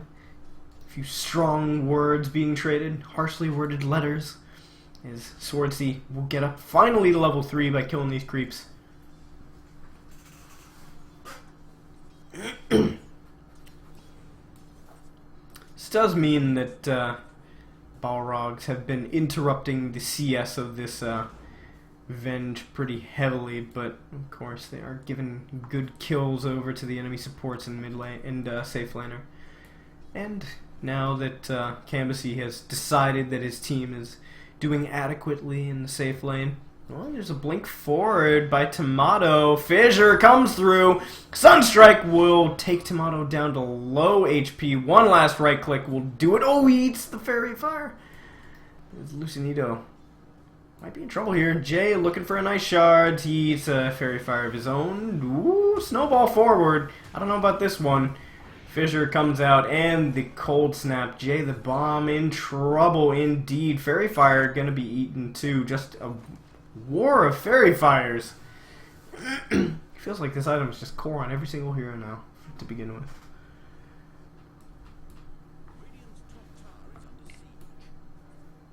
Top lane, Swordsea gonna be in trouble. He turns around to try and fight. He knows there's no way of him getting out. And Benjaz will claim his team's first kill of the game.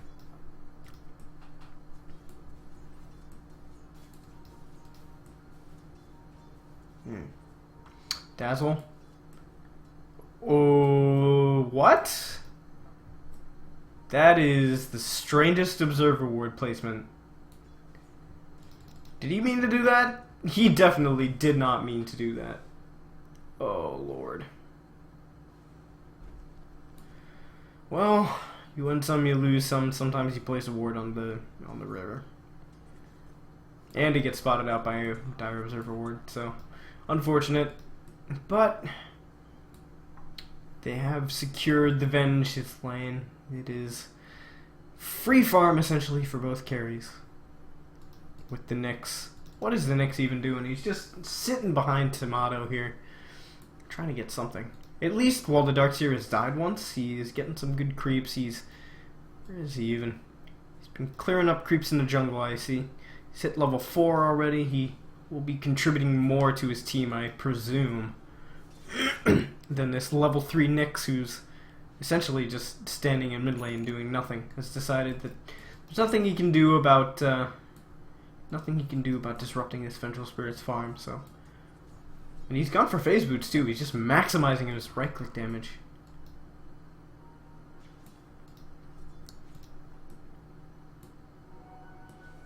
One thing ooh, Tomato blinks in. There's a fissure, but the Sunstrike will not hit. Cambassy off the mark there. Puts him on the wrong side as Luccinni. Ooh, they impale onto 2, but there's a rotation from Aleadel. Jay the Bomb will stay alive thanks to the Grave, and Aleadel doesn't have anything to do. Doesn't even have a Wave of Terror to get Jay the Bomb. He has a stun. Ooh, turn around. Sosa will go down. Snowball as well. As Xanderals is going to be the target here. Heal comes out, but Aleadel helping to get the double kill, triple kill for Xander. Perhaps Quap is looking for a kill here. Might be able to find it. Aleadel, no TP. Double damage rune. This is going to hurt. Ooh, can he get away? No.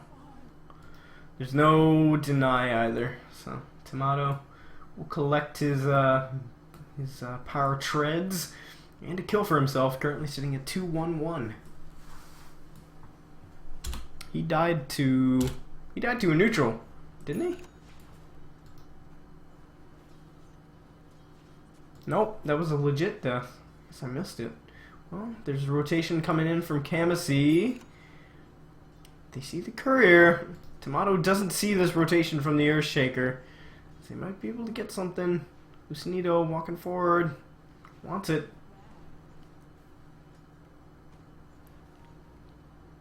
It looks like they're not going to go for it. Meanwhile, this Darkseer has collected a headdress finally. on the bottom lane. Things have quieted down for sure. Sota, after that fight, he is 1-3-1, but he is level 5. He collects an Invis rune for himself, might be able to set up a kill in the mid lane.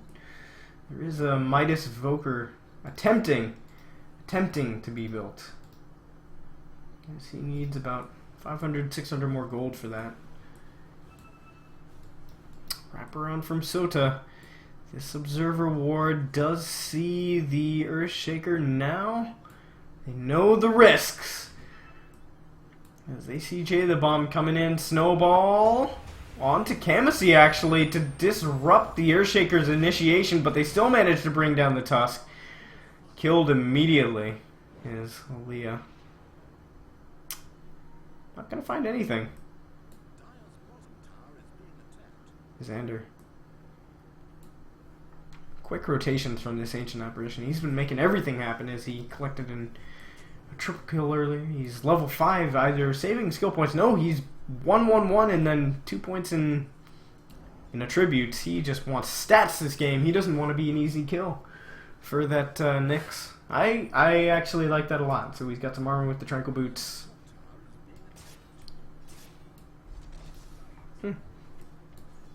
I like the skill build. I don't dislike it at all. I don't hate it. Although this failed rotation from Leodel does give quite a bit of space to this Nyx Assassin to get some levels, get some farm. Does let the Ancient Apparition hit 6 though, which I appreciate. He will finally come back down. And it looks like he's building straight into a draw.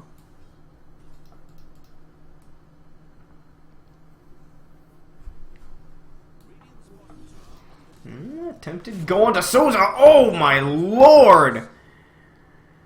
Xandero is dominating. That is not common for an Ancient Apparition, but this guy is just making work happen everywhere. He's gotten ultimate available. He's just making the best out of a level 1 Cold Feet as Luccinito does make it go onto the Quap.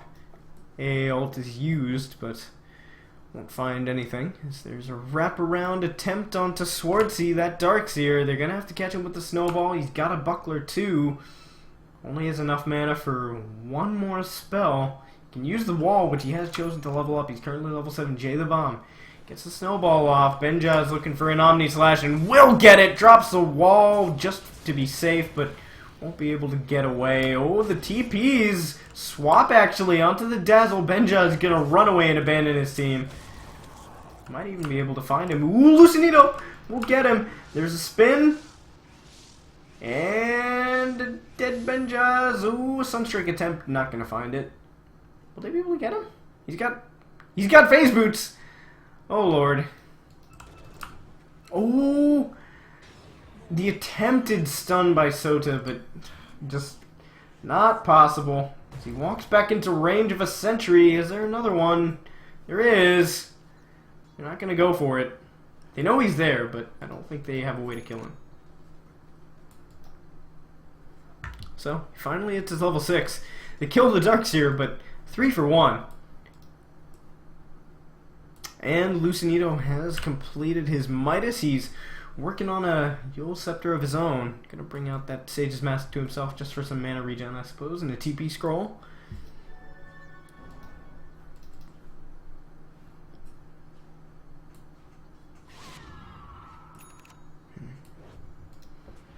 Soul Ring now up for that Earthshaker. It'll help for sure with the mana burn from the Nyx. I think that should be his mana burn target every single time, unless it's maybe the Darkseer and oh, I'm mistaken actually. It should. He has multitude of targets, but if he ever does get hit by a mana burn, then he knows what to do. He's got that Soul Ring waiting on him. Yet to hit level 6, but he will get there shortly after this creep wave. Sota does go invis. There's no vision from the Radiant side here. Potential wraparound. Sota. He thinks there has to be a hero here, and he will find a Leodel. Stun comes out. Snowball going to be used. Tomato blinking forward. They can use the ult if they so desire, and they will do it. Balrogs reclaiming what's theirs. Kamasi, he needs to TP out immediately. He will get it. Ooh, max range impale. Oh, he'll get him! Kamasi, not going to be safe. What an impale by Sota. Quick double kill for Tomato, too.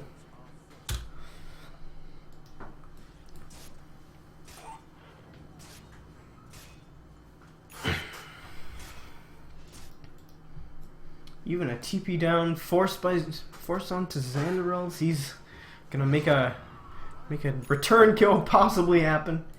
Is Aleadel waiting in the trees, but I believe that Tomato will back off here. Not gonna walk under tower after everybody's respawned. Still, this Venge is quite tanky. It took quite a bit to bring her down, but coordination from Balrogs, knowing that they can scout that Nyx, the faith he has to land that initial stun so the Venge can't get any spells off. Very well played. And in the meanwhile, by the way, Benjaz is farming up a storm. He's got a Perseverance completed, working on his way to a Battle Fury. We'll get there eventually. As Sota has gone invis, pops his ult. Swordsea is spotted by this ward, but I don't think this Nyx can get close enough to get the initiation. He's just gonna wait in the trees here while his ult runs off. Runs out. And Swordsea walks forward. He's gonna be in trouble for sure. And Pale comes out. They don't even need the Omni Slasher. Oh, they might actually need it. The mech is popped. But they will claim the kill, and there's no response from Luccinni, actually. Kamasi gets a fissure off, but he's going to be brought down immediately. Even expends the Echo Slam. Ping is coming out. This is just chain feeds from Luccinni here.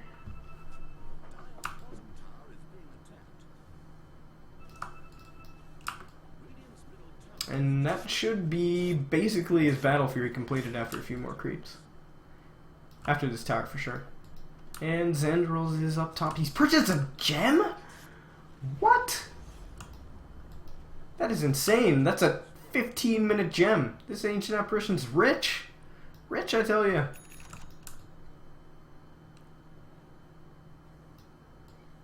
But if they can kill that Ancient Apparition, he's going to give a huge advantage. A lot of gold. Of course, he is quite tanky at 826 and 7 armor. Good lord. And he didn't manage to get this ward. That's unfortunate.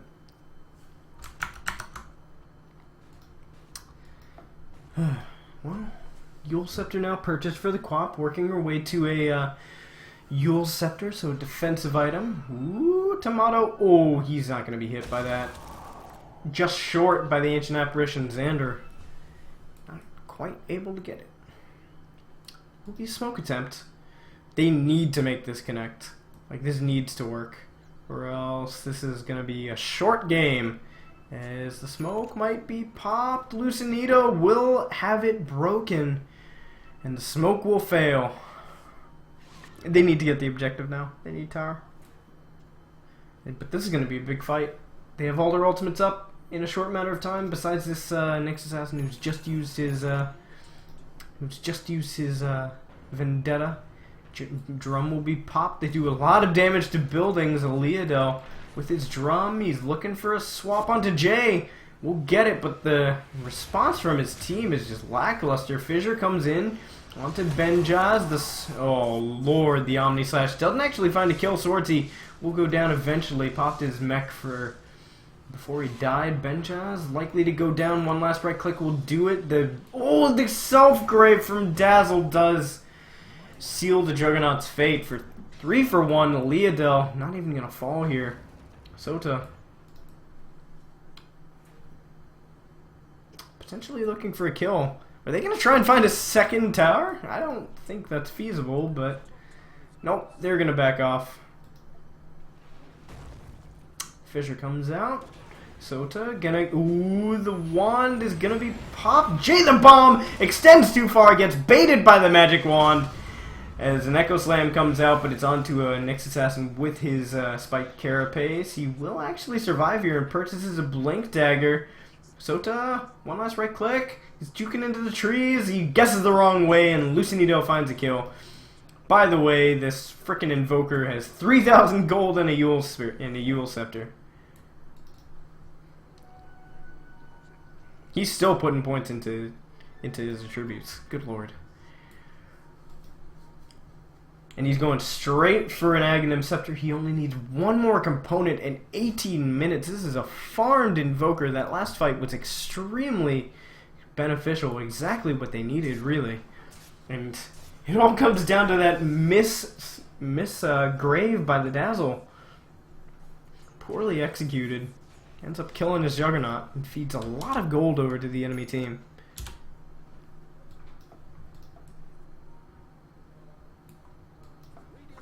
Big wave pushing in top. Not going to be stopped by anybody except just the creeps. Tomato's got a stack for his team. They do see him here, but it's unlikely that they can get a kill. They need their initiation. They need their chain of initiation to be essentially perfect, as somehow a tier 2 tower bottom fell. Creeps. And the Leodel back to full HP. 19 armor. And just doing so much for his team. Buffs everybody up. And these swaps have been on point, even if his team hasn't necessarily been there to follow up. Tomato is going to stick around here. Might be caught out. He uses the blink. Will be off cooldown in 2 seconds. Earthshaker finds the fissure. Is there a... Oh, the Yule Scepter will stop. Ooh. He even set up for the Sunstrike, and that'll be a 2 for 0. Not even a grave being used by the Dazzle.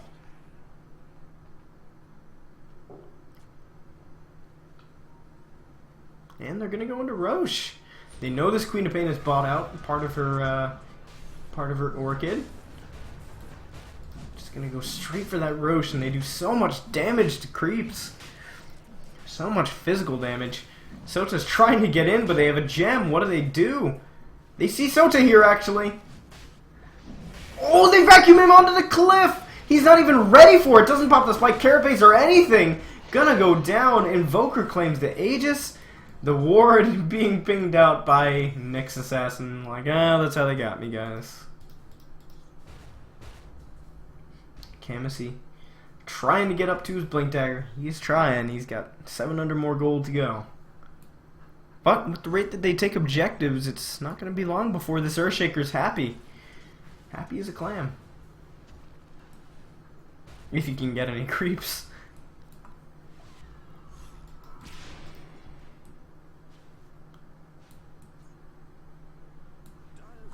Good positioning in these trees here. They see the Quap. She's going to blink to the wave. Not even going to try and defend this tower. This is just the dream for Leodel here, who's getting to push as many objectives as he wants with his team. I'm surprised that... I mean, the Quap can't fight until she gets her Orchid, and she has 300 more gold to go before she gets it. Going to try and push down bottom? Are they going to go high ground? This is possibly going to be a repeat of last game, where they went high ground too soon, gave up a poor fight. Ice Blast sailing in, gonna hit on 2. Sunstrike as well. Jailer Bomb might just fall. Good God, man. No, he will survive, but Jesus Christ. And they'll take the tier 3 tower, so they have to fight here. I think they have to. Oh, there's gonna be a TP back from Xander, so it's 4v5, but it's just Luccinni on the high ground with his Aegis and his gem. Snowball in, initiation onto a Leodel, hits 2, Kamasi, good impale, gonna catch him. Luccinni is gonna be able to ghost walk away. There's no detection for him. They finally get detection down, as he will kill the sentry. Turns around, gets a tornado off. This Jug is just in the air perpetually, as the Queen of Pain gonna get... Oh, what an ultimate by Xander!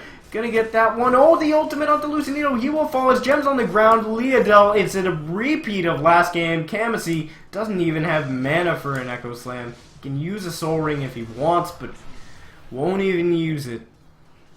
Ill-advised fight for Luccinni. doing it again. Just taking an objective before they're ready. They go high ground and they get the tier 3, but they don't take a barracks. And they give a huge amount of gold. They give a gem over. That was just disastrous. I have to say, Luccinni have a bit of a habit of overestimating how much momentum they have, or how much of an advantage they have, I feel. Maybe a little bit of ego, arrogance, I don't want to read into it too much, but what I do know is in the last few games, they have made a nasty habit of moving forward when they shouldn't have and giving up a large amount of gold and XP to the enemy team. Luccinni is still well on track to be the highest farming hero in the game, but he gives up that gem. And there will finally be a Blink Dagger purchased by the Earthshaker. That's why he chose not to expend the Echo Slam. He wants it for when he gets that. He wants it for when he gets that blink, and he finally just grab it. We do have a smoke on the courier. They will have to go down immediately. They'll have to go bot. Pinging out Luccinito. They smoke up, not spotted by the Dyer's side, but they should know that it's coming. Everybody's missing off the map. Drop the gem in the base for good measure. And Benjad's just cutting trees. He knows that everybody's missing. Very disciplined from Balrogs, knowing, alright, if we lose any heroes, we might end up giving our advantage away. And that's a mech for the bomb. Blink 4. Ice Blast gonna hit onto 3. Kamasi trying to get J. Won't be able to do so. If he is building into, I assume this is just a casual Vit booster, but he should go for an Ags for sure. Oh, the blink forward by Sota! Gonna be stopped immediately by a quick fissure from Kamasi. Didn't even intend for that to happen, but well played. Oh, another try. Impale will hit. Is there any follow-up though? No, there is not. Meanwhile, Xander farming on the back end, trying to get something. Reinitiation. Balrogs trying to find a kill. Sota searching, hunting, invis, trying to assassinate. Won't be able to catch up, it seems. Sees Luccinito. Blink away. Ooh. He has a defensive Yules if he chooses to use it, but he needs to be quick on his fingers. I believe Sota should just go for the Impale straight off the bat. We'll hit him with it. Where's the follow-up? Nothing. Ice Ball gonna go down. Sota will be the sacrifice here. Invoker brings him down with ease. And there is finally Guardian Greaves completed on Swordsea.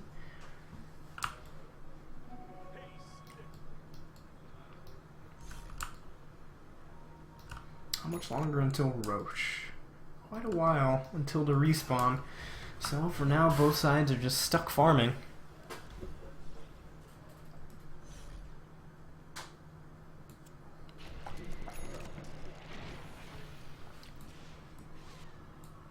Are they gonna try and make another push? I think they're just pushing in this mid lane, just because.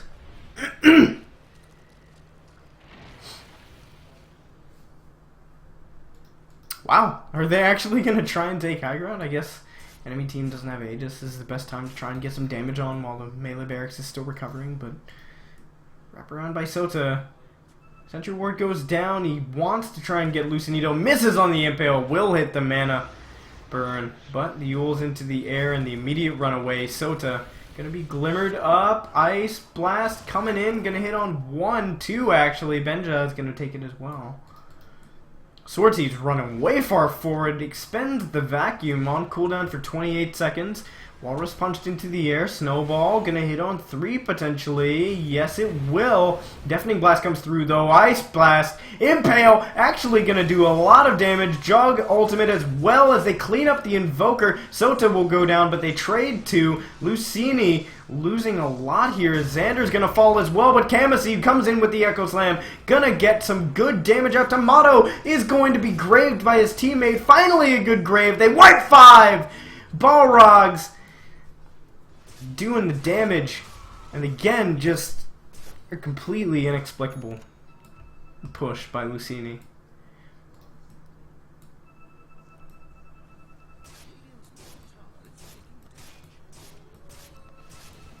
That'll be a tier 2 in exchange for basically nothing. They get the Nyx Assassin, but that's it. They also trade the Tusk as well, and they're going for a tier 3. This is just push on push. They know that there's no buyback on at least some of these heroes. They will finally all be respawning, and they're just going to blink away, get out, free damage. No harm, no foul.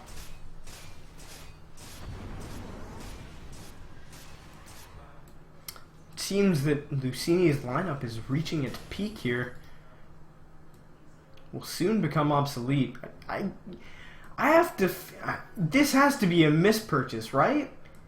He did not purchase a Vitality Booster. Like, he didn't do that intentionally.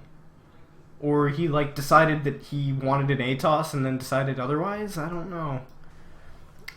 I don't even know if Atos would be any good here. I guess it's just for HP, but... Man... Delayed his eggs by a good like 2 minutes at least, and there is now a BKB up on this Quap. Got an Orchid, got a Yules.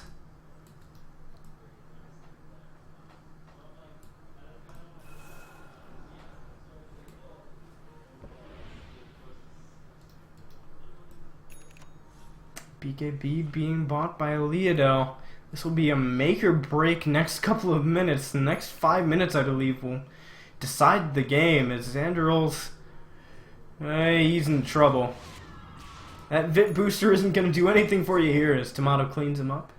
This is just where that Nyx comes into his own. They fed the gem over. This game is firmly in the grasp of Balrogs unless there's a counter throw.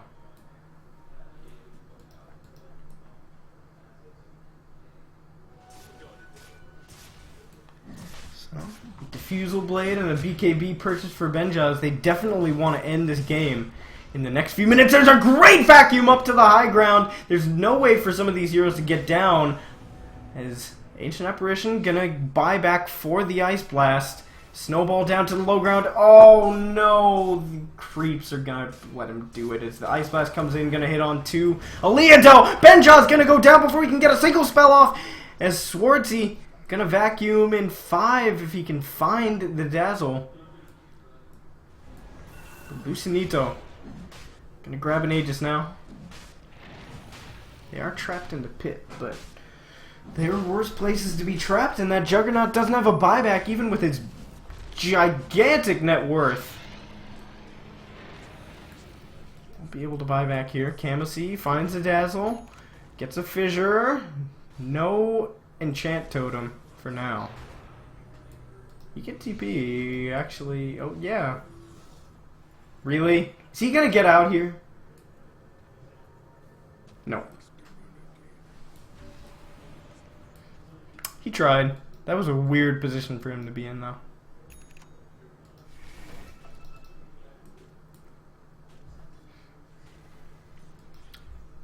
Try for another push up the mid lane. There's an Echo Slam at 66. They should at least wait for that. They need to wait for Echo. That's like their main team fight spell. Besides the Darkseer combo. This is a mistake, pushing up high ground here when they don't have Echo. This is a huge mistake. Alright, Aleadel standing on the high ground. Doesn't even have an Aegis. No fear. No fear at all. They don't see Sota because he's invis. He's gonna be... He has to hunt Tinker. Or has to hunt Kamaseed.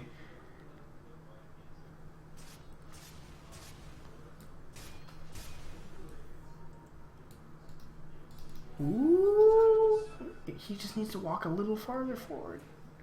A little bit. Alright, they're going to try and back up here, but Tomato is looking for a kill on the back end. Swartzy going to blink away. And a blink forward by Tomato finds a Yules onto the Invoker, who has an Aegis. Not a well-advised fight. Ice Blast going to hit onto 2. Swartzy gets his combo interrupted by the Spike Carapace. There's a snowball forward. Sosa going to fall. Luccinito taking a lot of damage. The Earthshaker going to go down without getting off his Echo Slam. Tomato takes a lot of damage from a Sunstrike, but the Omni Slash by Jug not going to be able to kill. Oh, he gets 2. He gets a triple kill, actually. That Omni Slash is just king. And another poor decision by Luccinni, fighting where they don't need to.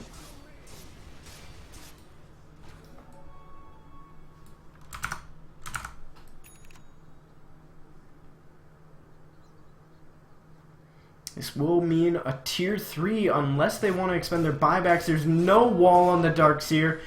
Nothing he can do for his team besides set up for an Ice Blast and an Echo. Ice Blast will fall short, so they force a buyback and just run. The decision making from Balrogs is just superior.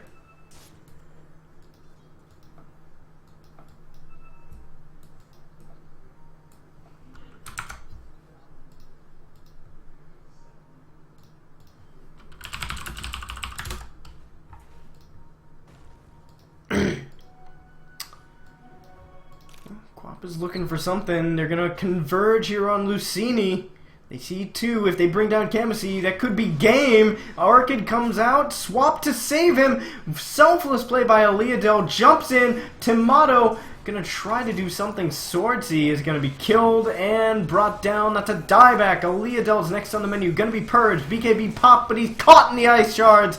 Tornado coming through to try and save him, but he's not going to be able to do it. That's even no buyback. This should be game for Luccinni. Aegis is going to fall. There's still an Echo Slam available for this Earthshaker, but they're just spreading out too well for him to use it. Just an ultra mega farmed Juggernaut here by Benjaz. Well, Fisher coming out. There are a few creeps here, but not enough to set up for a good Echo Slam. Tornado comes through, gonna hit on 1, but Benjaz gonna spin and avoid all the damage, avoid the mana burn. Luccinito puts down the ice wall, completely misses. Benjaz actually walks back into it with the cold snap.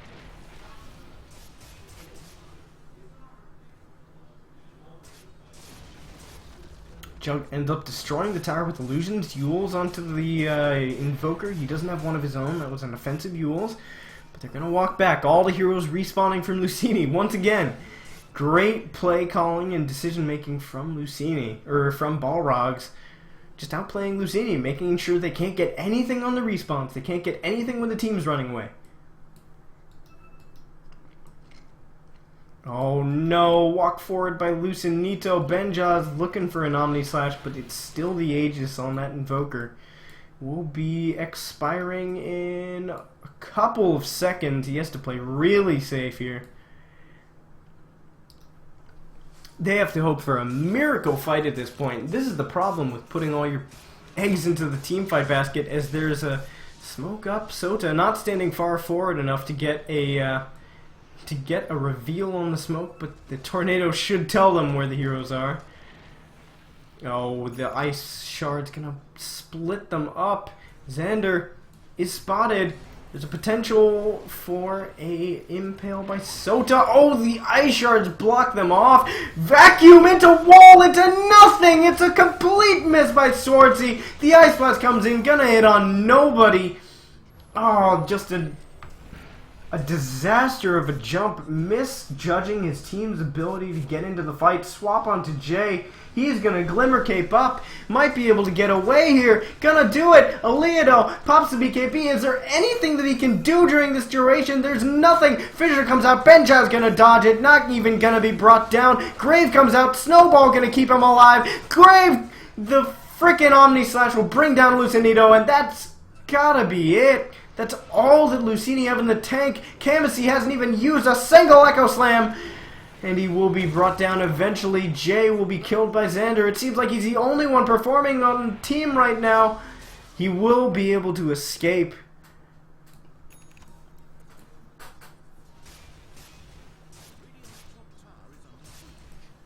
He will kill 2, but Benjaz is just too big, too fast, too strong. Getting the Omni Slashes thanks to these clutch graves by Dazzle. They had a rough early game, but they have just equalized completely.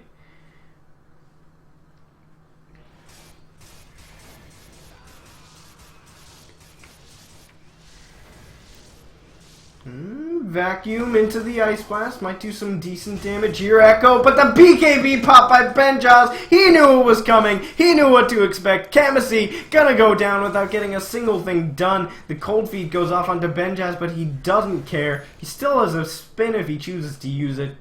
They will back off once again. Discipline. Sunstrike gonna be used, but it only splits the damage among 3. Luccinni. Their backs to the rope. No clue what to do in this situation. Butterfly now purchased for Benjaz. This guy's just rich as hell.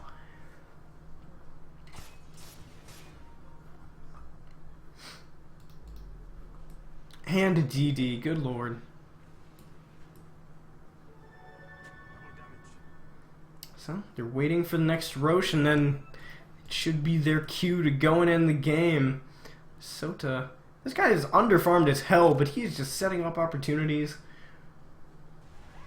Although I don't think the Knicks pick has made this game. I think they could have picked literally anything else and it still would have been fine. Like, they could have picked a Centaur in the off lane and it would have done the exact same thing. They get scouting and they force Luccinni to buy an early gem, but like, I don't feel like the Knicks had any impact on the game. It's more just Juggernaut is farming. And of course, the brilliant ults, the beautiful, beautiful teamfight execution from Balrogs. The saves from the Dazzle and the Tusk. That combination, you see why Tusk was picked by Luccinni last game. They just didn't want to give that Dazzle and Tusk combination over. This game they do it. They give up a very important combination.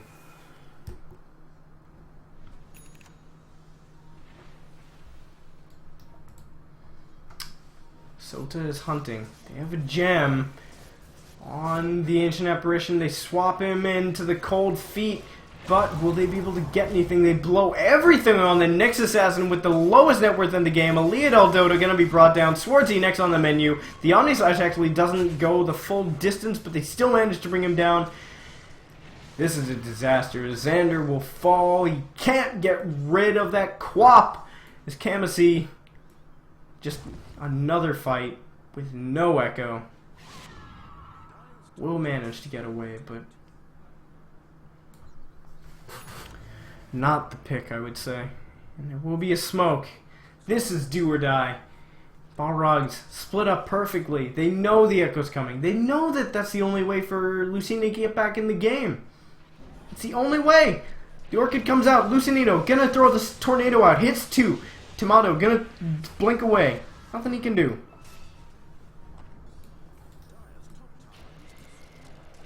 Roche has spawned in the meantime if they want it. Tomato attacking. Kamasi gets a finally a good Echo Slam, but is it enough? The Glimmer Cape onto the Quap will save him. Double BKBs pop. Benjaz popped his BKB as well. Leah doing so much damage. Jay might go down, but look at Benjaz. Look how much damage he does. He is unkillable. He is unstoppable. He's just purging them all. Swarty gonna drop as well. That's 2 down as this Jug goes godlike. Sota in the meanwhile looking to find the kill on the Invoker. Ice Blast going to come out from Xander, but it's not enough. This Juggernaut does not care about your Ice Blast. He's too big. GG's called. That's game. It'll go to a deciding game 3 here in the Kings of Dota tournament. Dial calm. Yeah, boys. Alright. We're going to game 3. Be back in a short while. I'm Turbo. You can find me on Twitter at DASTurbo. Game 3. Let's see who can take it.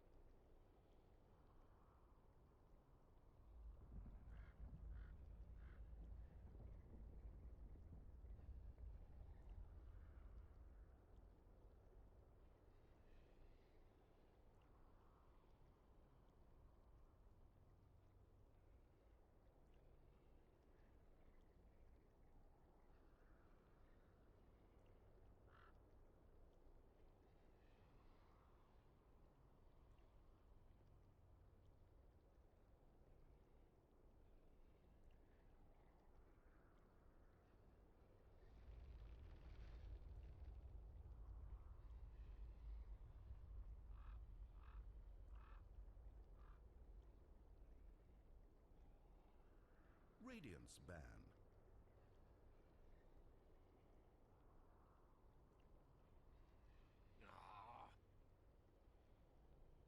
Dire's ban.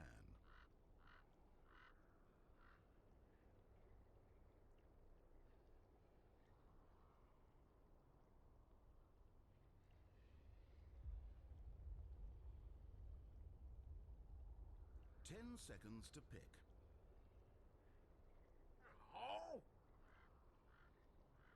Radiant's ban.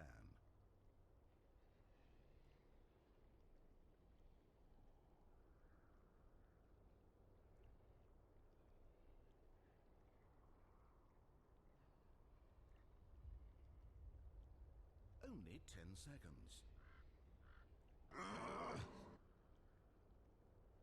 Dire's ban.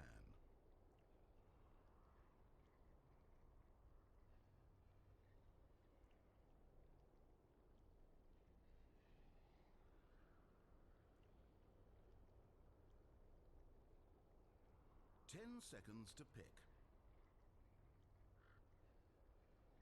5 seconds remain. Radiant team pick.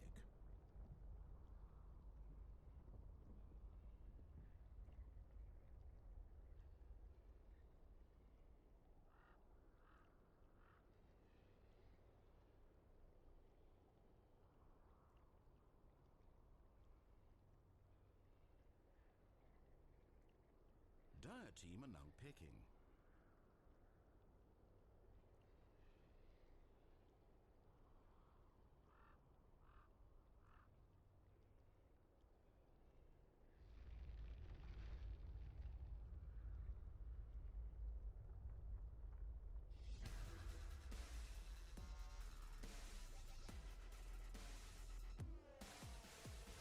Only 10 seconds. 5 seconds. Hurry, hurry. Reserve time.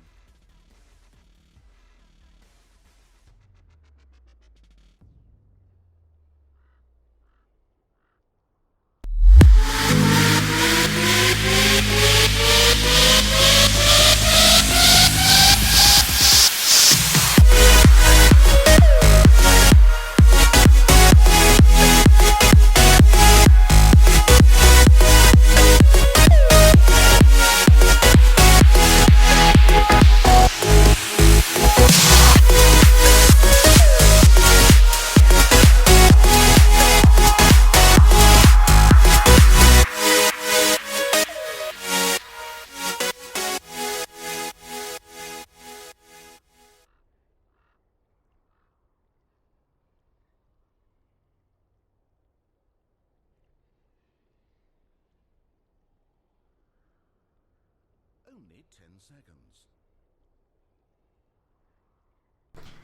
All right. All comes down to this.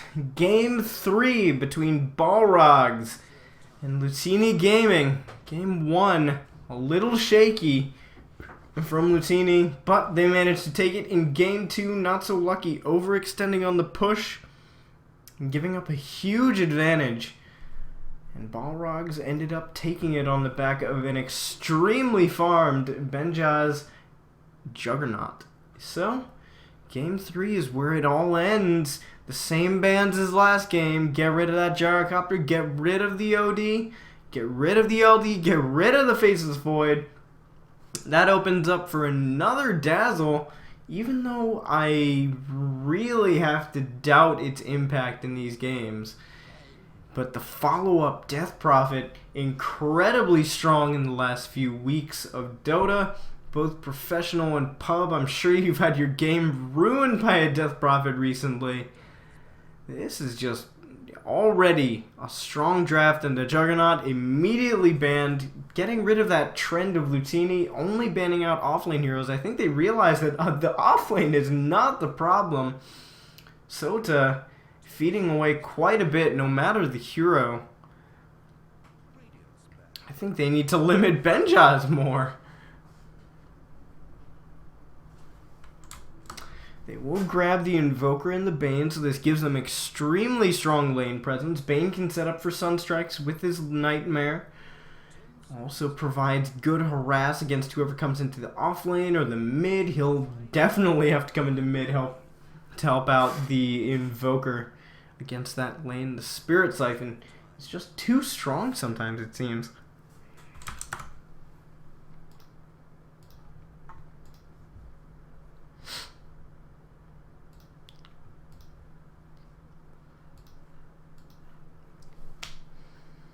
Just seems like the next ban.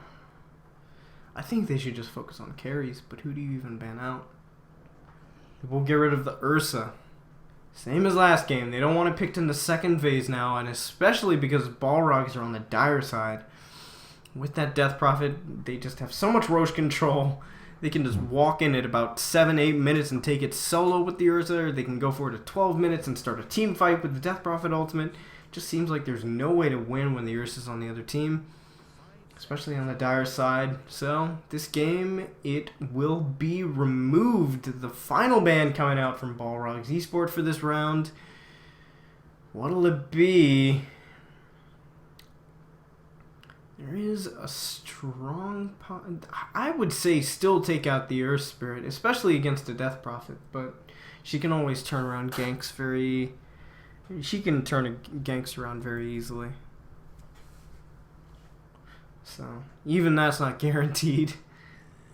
They will get rid of the Ember Spirit, so that late game help, and they'll go straight for an Enchantress. This is likely to be an off lane, but it can still be a jungler.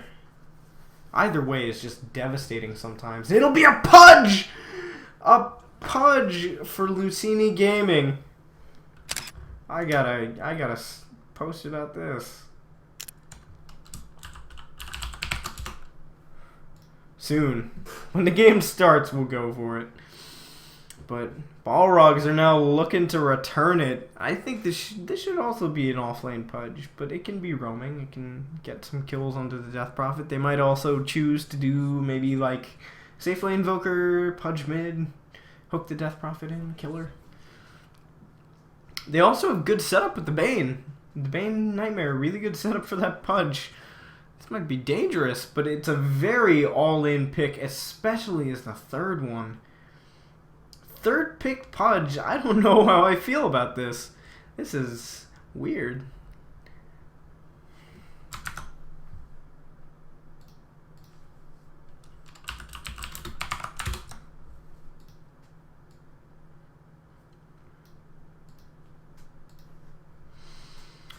Balrogs taking some time to think about this one. They should pick a more active support. Maybe I think they could go for the Tusk again, actually. I like the Tusk here. You can save from the Pudge. They will go for Spirit Breaker, so they're facing manliness with manliness. Just run at the enemy heroes and hope that they don't catch you in time. There is quite a bit of disable for Luccinni, but either way, Pudge. I'm just excited to see some Pudge, man.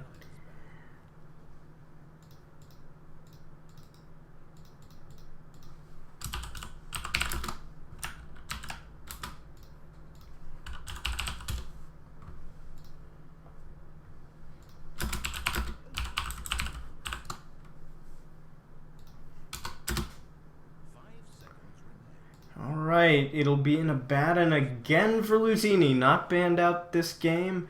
Too much focus on the Viper and the Ember Spirit. It'll be finally a Quap ban.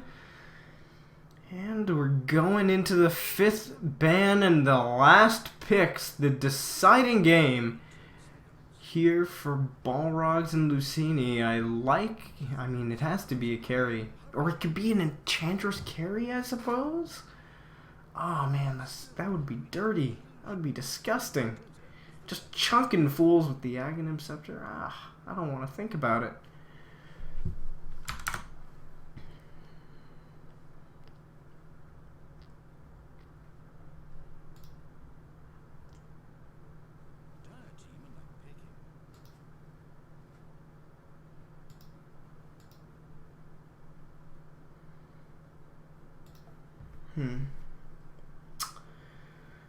It will be a Weaver, so they recognize their lack of lockdown. I like that a lot. Balrogs might be in a rough spot here. I can see that Weaver being the pick for them. Sometimes there are just bans that baffle you, and it's like, I can't really see the enemy team going for that. This one is like, the Juggernaut was a possible pick because Benjaz is so good at it. The Ursa is good because it controls Roche. The Weaver's good because it outputs massive amounts of damage and then just impossible to catch. It'll finally be a Morphling. The Waterman, the unkillable water dude with his level 4 morph providing like 14 ability per second or 14 stats per second change. Something crazy. Yeah, the shift rate is just intense. And you get a lot of bonus strength. Good lord. So, it'll finally be a Morphling. Another hard to kill hero. Another hero who builds Lincoln Sphere quite often. Luccinni Gaming. Here for their last pick. I would not dislike a Slark here. A Slark or Bristle? No, not Bristle. Then they get kited too hard. Slark. Lena for Burst against the Enchantress. Clinks also works too. Was picked up by EG against the Enchantress. Oh. And they go for a PL? Alright. I mean, I guess the Diffusal is okay against Morphling if you build it fast enough, but I don't know. I'm not feeling this one. It feels like this Enchantress in the offlane might just have complete free reign over what happens. And it'll be a support Pudge with an offlane Abaddon. Yeah, I would have liked the Clinks a lot better. But we'll see how they can do. We'll see if Balrogs or Luccinni Gaming are going to take it. Game 3, it's all on the line here. Winner advances. Loser will drop down to the lower bracket. Swordsy going to be playing that Abaddon again on the off lane. There's already a ward down placed by the Dire side. Aaliyah Del Dota had a poor last game after a pretty good start. He's playing that PL. Has a better late game for sure. Lucinito playing the Invoker once again. Exhort already. And Swordsy is going to be spotted out by Jay the Bomb. Camusy playing the Bane. And finally, Xanderel's on that prize Pudge. On the Dire side, we have Sota playing the Enchantress. He gets a ward down without anybody else on the Radiant side noticing. These two Symbols playing the Dazzle as quick D ward possibly going to come out here as he walks forward. They know where that ward is for sure. The ping's coming out. He has a sentry, he's not placing it. Alright, we have these two Symbols on the Dazzle. Tomato playing the Death Prophet, and finally Benjaz on the Morphling. They choose not to D-ward there? They know where it is! Oh boy. Well, either way.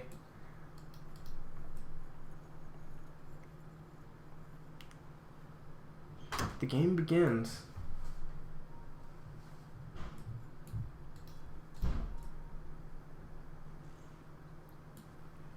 Already we see Jay is just sitting around mid waiting. He's like, I need to know where I want to go. As Swordsy trading hits with this Dazzle. The charge comes out. Good damage already onto this Abaddon. He has a salve if he wants to use it, but we'll save it for now. He is safe. And of course, knowing where the Spirit Breaker is completely just frees up the mid lane for Lucinito, even though actually he's going quite even with the Death Prophet here in this lane, although it is only a minute in. Missing both those denies actually. I gotta say though, I like Balrogs. Oh, that Meteor to clean up the creep wave. He doesn't even get... Oh, he gets all of them actually. Very well played. Good creative use of spells there. Anyway, Sota will be able to farm up this creep wave because he's Enchantress, or this creep camp because he's an Enchantress. But as I was saying, I like the kill potential in the offlane for Luccinni a little bit more, but it just seems like Abaddon isn't able to get Jack Squat out of this lane. Or out of the jungle even. This is just a complete loss for Abaddon, as in the mid lane, Luccinito is going to be Spirit Siphoned up. He pops the Fairy Fire, but not enough.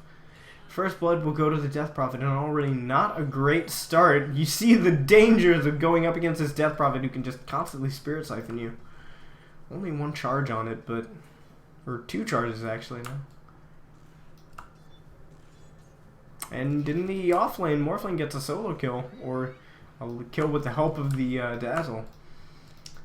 Abaddon getting too greedy with his salve, choosing not to use it, and we see Xander taking a lot of damage from these creeps. This Enchantress is just having a wonderful time in the offlane as in comparison to the Luccinni offlane.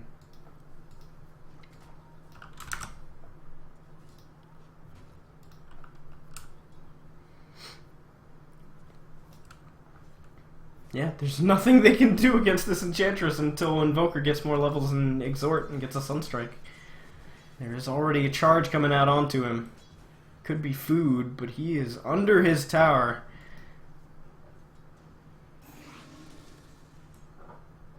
Yeah, he will cancel the charge. Sentry goes down, not gonna find anything. I don't understand. They knew exactly where the sentry was. And they didn't put it down. Oh well. Swordsea loses all his HP trying to get level 2. We'll finally get it, but good lord. Oh, mid lane, Luccinito taking some damage. That Spirit Siphon once again doing its work. As a charge comes out onto the Invoker, he's going for it. I don't think. Oh, he gets a bash. Can he get one more? One more. And the Spirit Siphon comes out. Luccinito might be able to turn this around. No. Jay the Bomb. Is he even going to die here? He doesn't even frickin' die. Oh my god. That's disastrous. That's already 3-0. 4 minutes into the game. Tomato has 1 kill, 1 assist. As Spirit Breaker denies himself to a neutral creep, and Sota picks up a double damage rune. He could potentially even kill Kamasi here. Actually, he has Nightmare up. He can't. Either way, things going pretty disastrously for this Radiant squad. As yeah, this Enchantress offlane is just paying off, and there's not a thing that Luccinni can do about it. This Pudge support is just not doing anything at all.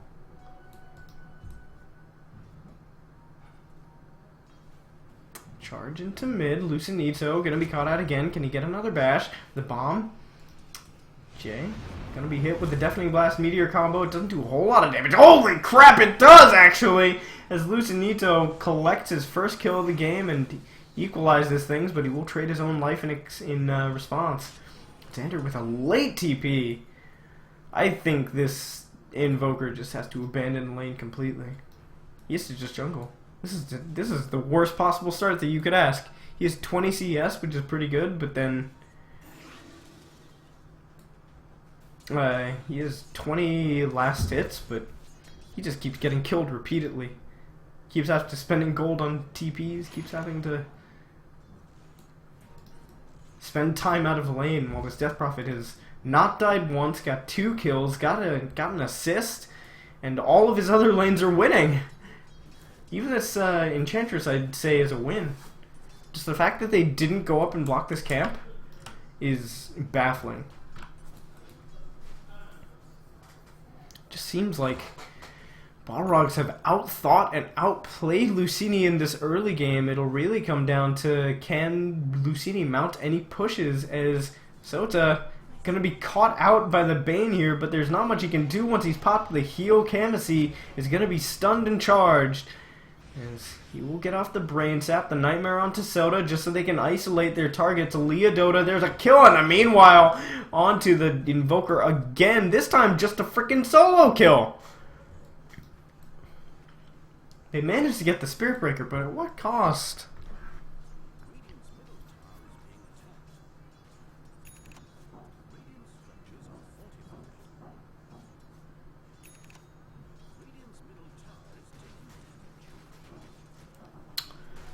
Well, it will be a bounty rune picked up for the Bane. He's getting something at least. He's level 4, but just the repeated kills on Luccinito have essentially made him useless in this early game. He has 3 levels of Exhort, but can't even jungle. Can't get objectives. He needs a hero sitting behind him at all times in mid. There's going to be a charge out onto Swordsy, who's now purchased an Iron Talon. Finally, there's a charge in. He gets the Photic Shield off, but there's a bash, a heal, poison. Jay the Bomb will not go any farther, but he's just making life hell for this Batten, who's level 3. And the enemy offlane, meanwhile, the Enchantress is level 6, with more last hits than the Invoker in the mid lane. This is just a disaster of epic proportions. And it shows just how frickin' strong this Death Prophet is.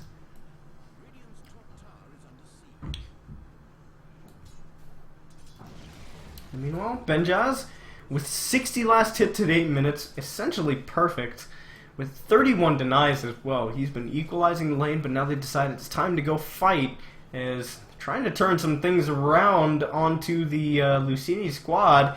He's just chunking this frickin' PL. Bottles the rune, gets close to Sota.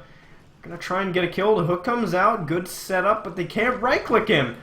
Is there a grave? No, there's not. The response from this Dazzle, once again, just not ideal. I think he might have run too far out of the range of it, actually.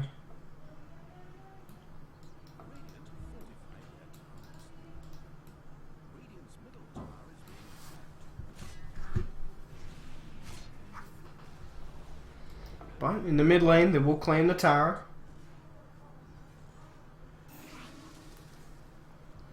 With that double damage rune, didn't even have to use Exorcism. This is just a complete steamroller of an early game. The only bright side is that this PO is farming relatively well, but it's not even like he's getting massively farmed. He's still behind the Morphling on the enemy side, and not close behind him is the Enchantress.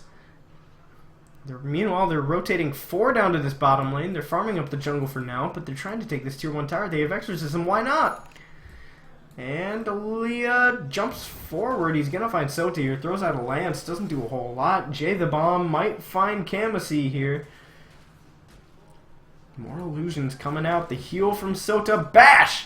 Is there another one? Oh, he's going to dodge Doppelgang that charge, but good God, look at those frickin' chunks of HP that are just going down. Swartzy can't do anything about it. There's nothing that he can accomplish, as Xander is going to be charged up just like Drake Tomato going to work here with the Spirit Siphon. Invis from Luccinito. There's nothing he can do, so he says goodbye, my friend Bane. I'm sorry. The jump forward by Benja is going to claim it. There's no sentry vision from Jay the Bomb, but they're going to claim this tower. They don't have the mana actually for an Exorcism. They're also low HP and mana, but there goes the tower. Benja's so close already to a frickin' Lincoln Sphere at 10 minutes.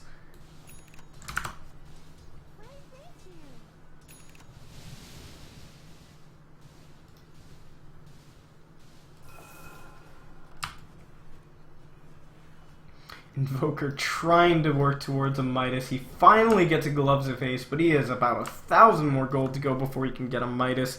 They need to just stall the game. Stall, stall, stall. And it just feels like this Pudge pick has not paid off in the slightest. He's still level 4. Only got Tranquil Boots. 1 kill, 1 death, or 1 assist and 1 death. Finally getting some last hits under tower, but already down to half HP because he's got no stacks of his Flesh Heap.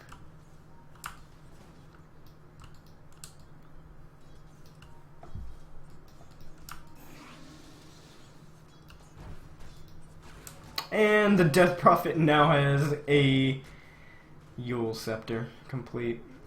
This is gonna be real tough for Luccinni to come back, but you gotta believe that they can take some good fights, take some scrappy engagements, maybe get a pick off with that Pudge and Bane combination, but they have to go for a smoke. Kamasi will find a Observer Ward placed by the Dire, very good sentry usage. And he has a smoke on him. He can afford it. They gotta go find something. Looks like they're grouping up to try and find a kill. But for now, they're gonna assist Luccinni getting his farm in the jungle.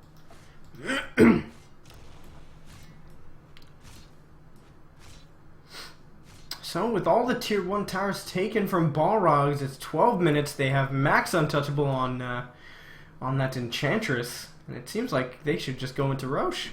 There's a Sunstrike even because Luccinni expected. They're like, everybody's missing off the map. They must be in Roche, right? They're not. They're getting farm elsewhere. Get farm in the jungle, get farm in the lanes. And there's nothing Luccinni can do to punish it.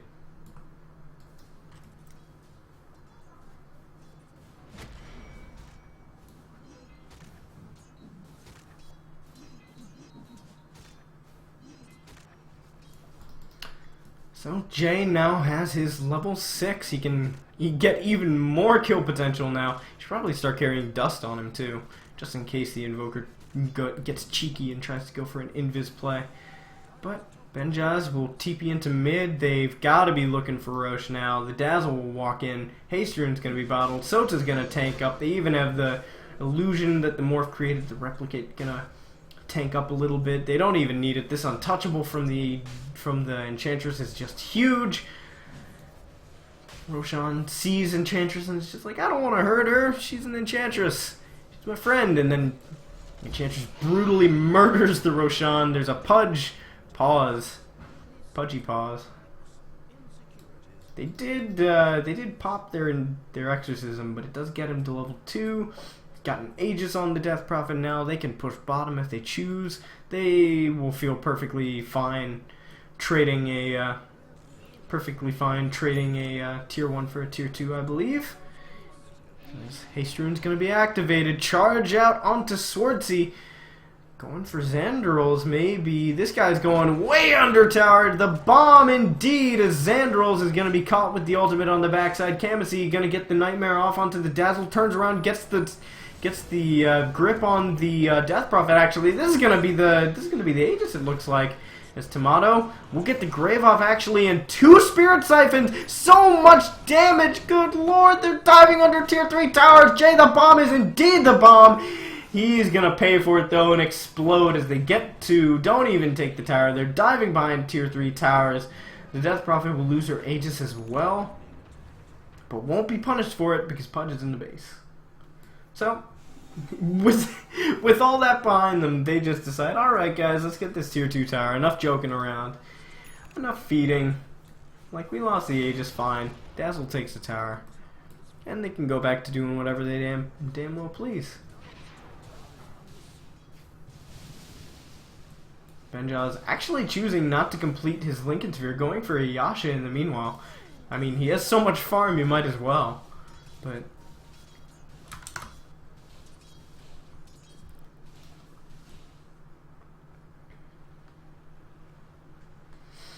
from here he can, I guess, choose to complete his Lincoln Sphere. Pretty smart choice if I do say so myself, because if you look at the single target options, you've got a Dismember from the Pudge, which would never happen at close range unless he gets an Invis rune or something. The Bane Nightmare and Brain Sap into Fiend's Grip, I guess, is pretty good, but that split second where he casts a spell and then the Morphling has his Lincoln's popped, he's just like, alright, I'm TPing out. See you later, guys. Have a good time.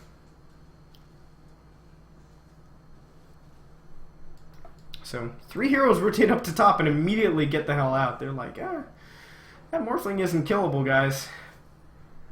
He's morphed. I mean, he's only at 845 HP, but he's got 17. Oh, what a bash onto Luccinni. The hook doesn't even hit, and this Invoker is going to be dead as heck. Oh, might be able to get away. good nightmare from the Bane. Benjaz won't be able to find him with a waveform. He actually missed on the first waveform, I believe, so if he had hit it, would have killed that Invoker. As it stands, Invoker still catching up. He just now purchases Power Treads. Power Treads aren't going to help you against this push that's coming in top lane. Bot, Aaliyah trying to do something. He's got a Diffusal Blade purchase like we talked about, but just feels like it's not enough as he gets a tier 1 tower. The ult is popped top for Death Prophet will claim a tier 2 in a matter of seconds. And they even use the fort. They use the Fortify. They can go high ground. Oh, good lord. This is going to be dangerous. They're going to have to hope the Balrogs pull a Luccinni, pushing too early. But this Death Prophet, just so much damage with her Exorcism. Swordsy walks in, has to pop his ult immediately. Xander hooks a creep. I think this is going to be time for Balrogs to get the hell out of here. Yeah, they're gonna learn from the last few games, not overextend without that Aegis. Very well played. Good discipline from Balrogs, as usual. Gotta say, I'm a big fan of this lineup.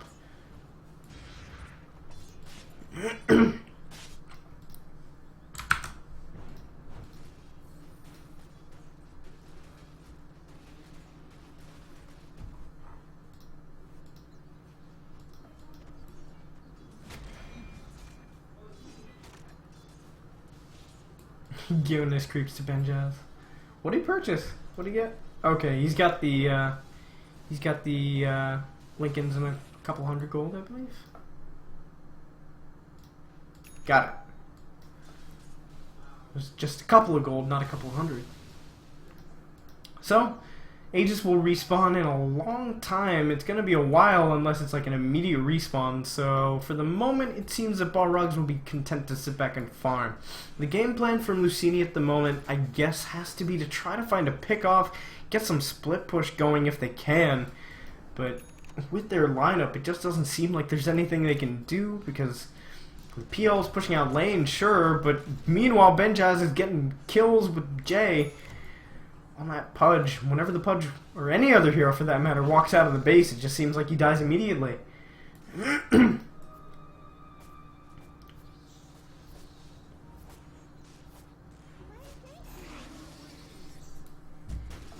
So, on the top lane, yeah, as one of the other casters points out, Enchantress does in fact have a Dragon Lance.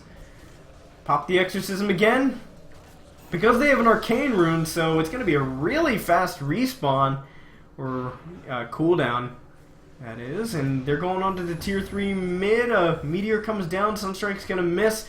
Very short roll on the Meteor.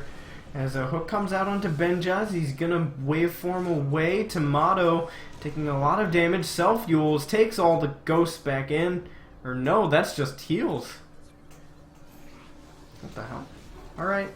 The ult will end, giving them an opportunity to either back up or an opportunity. Oh, the Nightmare Steal!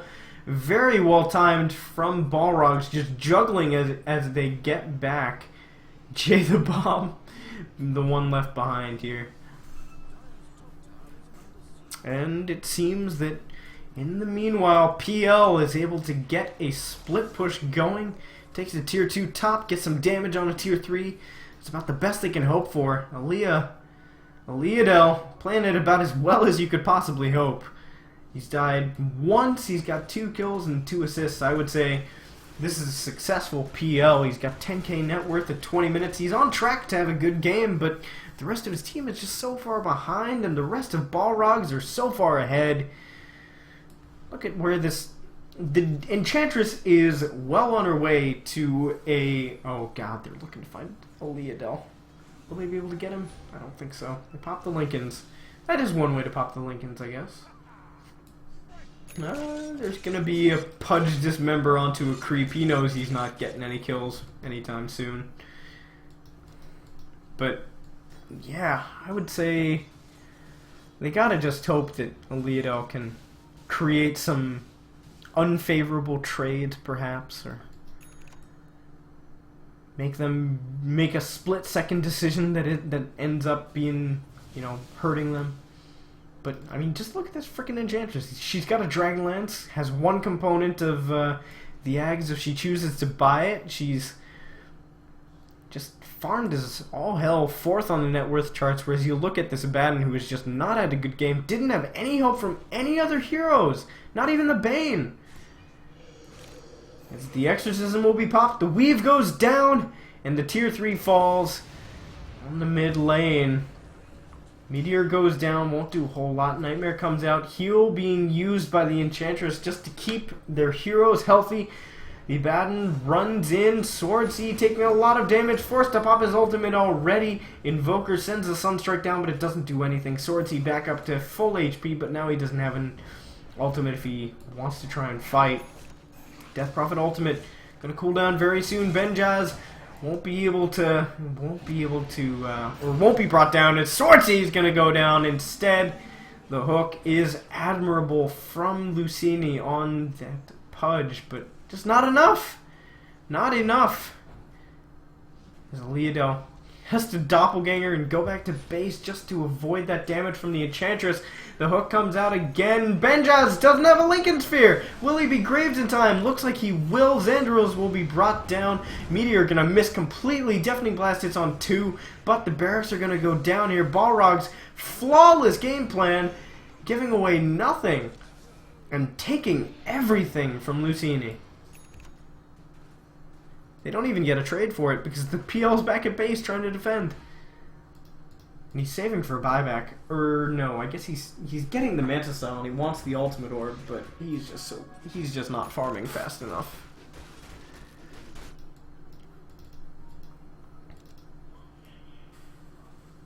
So it seems that given his poor start, this Abaddon not had a good time at all.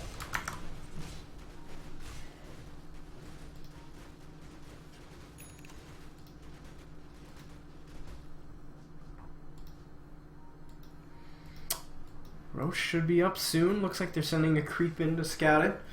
We'll see when the Roche respawns in a couple seconds. Should be about 10-5.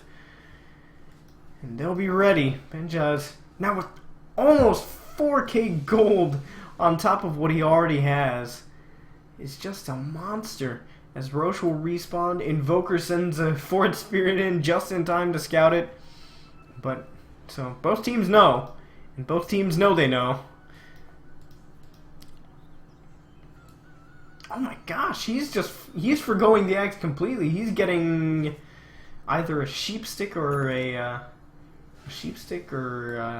it wouldn't be an Octarine core. It could be a Shivas, but they just want to end the game now. They don't want to wait to farm up the ags. They just want to go. As Roche next on the menu, they'll even pop the. He keeps getting arcane runes. And he has an Octarine core. So that cooldown is 76.125 seconds for that ultimate. That's just disgusting. As the Morphling picks up his Ghost Scepter.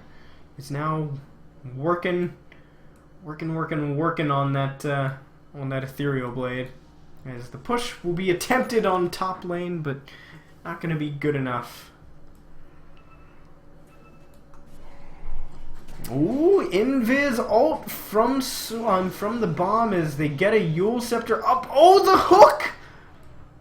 What a save by Xander. And Swordsea will be able to get out. Kamasi will be able to get out as well. Everybody is escaping. About as good as you can hope for on the side of Luccinni. Invoker, in the meanwhile, desperately trying to push out that mid lane with his Ag Scepter and Forward Spirit. Trying to get that tier 1 tower mid. Can they even get it? I think they will. The push has taken a while from Benjaz, but he has an Ethereal Blade.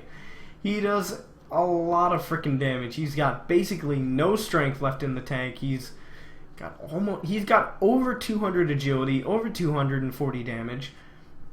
I want to see who he blows up here. He can chunk the Pudge. He can kill anybody. Besides the Abaddon, who has his ult up now. Yeah, he can kill essentially anybody. He can, I don't know about one shot, but he can kill pretty much anyone. There will be a creep hooked in by Xander. His hooks have not been on point, but the Ethereal Blade comes out, and Balrog will clean up the Bane. One-shotted with that Ethereal Blade, the shotgun. Charge comes through onto Luccinito. He gets the ultimate off. Will fall, but he's dead for the greater good. The Abaddon goes down. Tomato gonna yules himself up into the air, healing thanks to that Octarine core. Trying to get away from Aleadel, but the Grave will save him for now. Dazzle takes some good damage as Benjaz doing damage of his own. Sota on a killing spree as they are chased back into their base, and that should be game.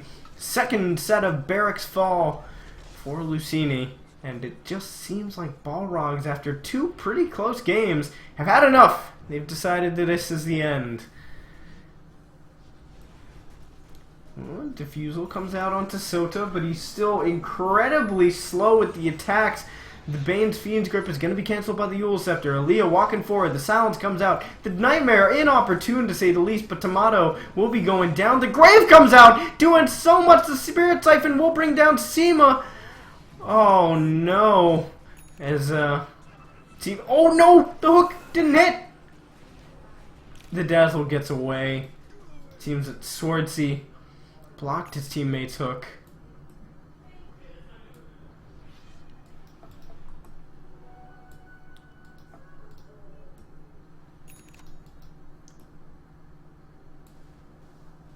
Yeah, just seems like this Morphling's unkillable. Once he gets past 30 minutes. I mean, even now, just with all the items he has, he's maxed out in levels pretty soon. He's going to be level 16 after a few more creeps. I was like, creeps, camps, cramps. Creeps, cramps.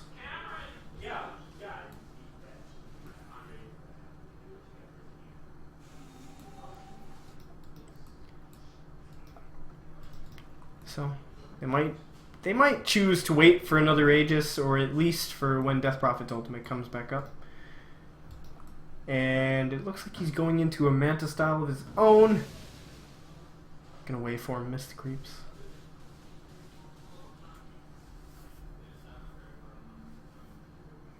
Oh. Looks like Swordsy's caught out in no man's land. I don't think he can get away. Doesn't even have a TP. As there will be potential for an ultimate. Doesn't even get it! Oh shit! Good lord. I completely forgot that that could happen. I think he forgot that it could happen too. He was just like, oh, it's fine, I got my ultimate. I'll be down in a second then. Like 5 more minutes. Or like 2 more minutes. That's fine.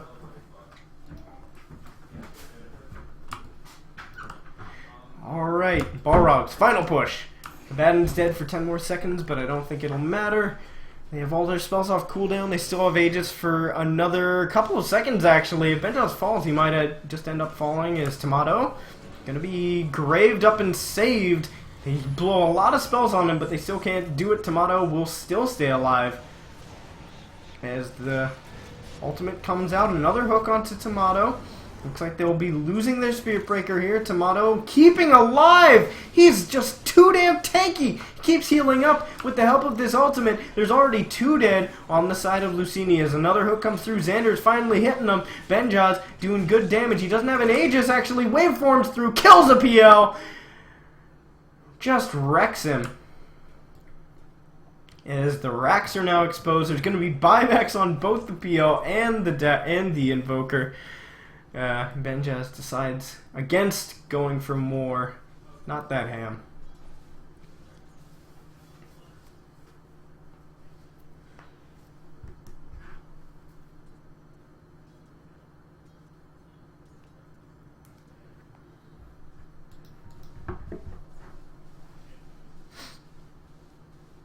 So, the Morphling got pretty close to being killed, but that's not as good as killed, as he will pick up a Haste Rune. They have been able to kill this Death Prophet twice in a row because they've been fighting without her BKB, but it just seems that next fight might be the last one.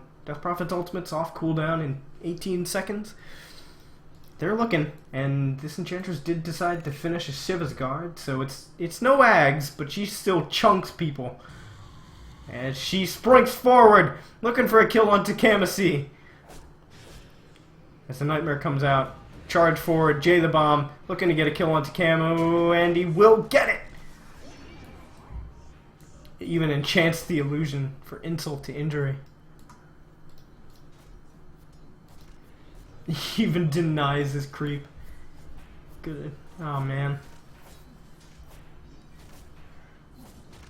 So, Death Prophet pushing in with him. Benja's bringing up the rear. Finally, have that PKB up. Maybe she can survive without getting hooked and into... Well, I mean, she's still going to get hooked because it goes through Magic Community, but without getting hooked all the way back to here, maybe they have a shot. No tower to buffer the lane, though. We'll pop the ultimate early. Potential BKB usage time. No, she just uses herself into the air. Walks forward. Hook number 1 gonna miss.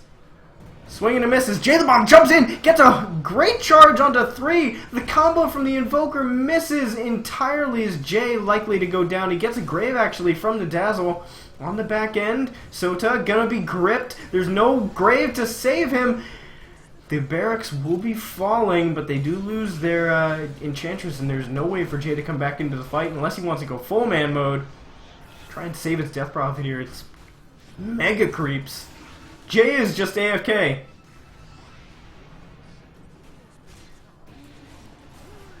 As it will kill the Dazzle, but Jay was just standing there. I thought, like, he's just being cheeky, like he's gonna chill out. Maybe he did actually disconnect? I doubt it. But this is mega creeps. Most teams would call GG, but Luccinni is not most teams. They believe. They believe in that potential Scotty, I suppose. I don't even know if the Scotty can save them.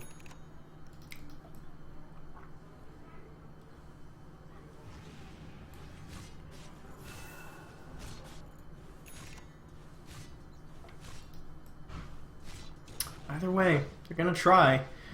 They now only have tier 4 towers to worry about, but the only problem with that is that they only have tier 4 towers to worry about, really.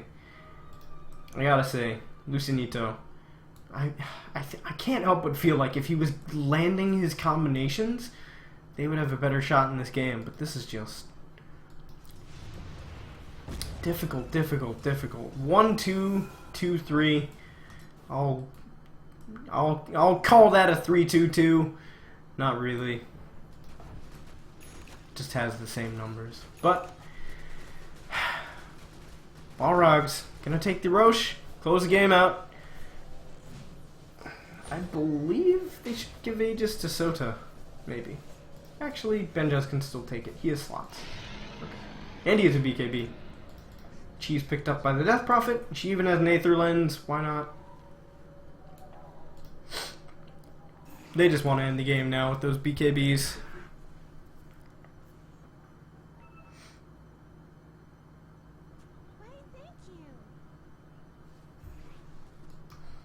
Final possible defense for Luccinni. Could be it. After a hard-fought series, Game 1 and Game 2 looked like they were going to win Game 2. Balrogs brought it back from the brink of defeat through a few excellently executed team fights. After this game, might not seem so close. This Morphling's got 32 armor, 1,320 HP. He does almost 300 damage in right clicks alone. Not to mention his frickin' Ethereal Blade and everything else. All the waves are pushed in because of the mega creeps. Luccinni might be in trouble. Waveform forward. Luccinito gonna be brought down extremely low. Has to go back to base already. Morphling replicates away actually to the bottom lane. Tomato gonna be gripped. The Grave comes out, gonna save him for now. Jay the Bomb rushes in. Benja is gonna pop the BKB, clean up the Bane to begin. Luccinni dropping low. They lose 3. The Aegis goes down, but the BKBs are popped on Tomato. He's even got his ultimate going. Xander gonna miss the Fountain Hook, and GG, well played. Luccinni throwing the towel. Tomato dropping all his items to just to BM a little bit more. Dialcom, Balrogs, whatever you want to call them, they will take Game 3. Very well played by Balrogs Esports. Thanks for watching, everyone. I very much appreciate it. This is Kings of Dota League Season 2. I'm Turbo. You can find me on Twitter at DasTurbo on Twitter. You can also follow me. You can also contribute to my Patreon at patreon.com/DasTurbo. Thank you very much for watching. This tournament's brought to you by Esport Gaming and Dota 2 Lounge. You can bet items, bet money, bet items, whatever you want on games, so long as you aren't betting on your own team. Thank you very much for watching, everybody. Have a great night.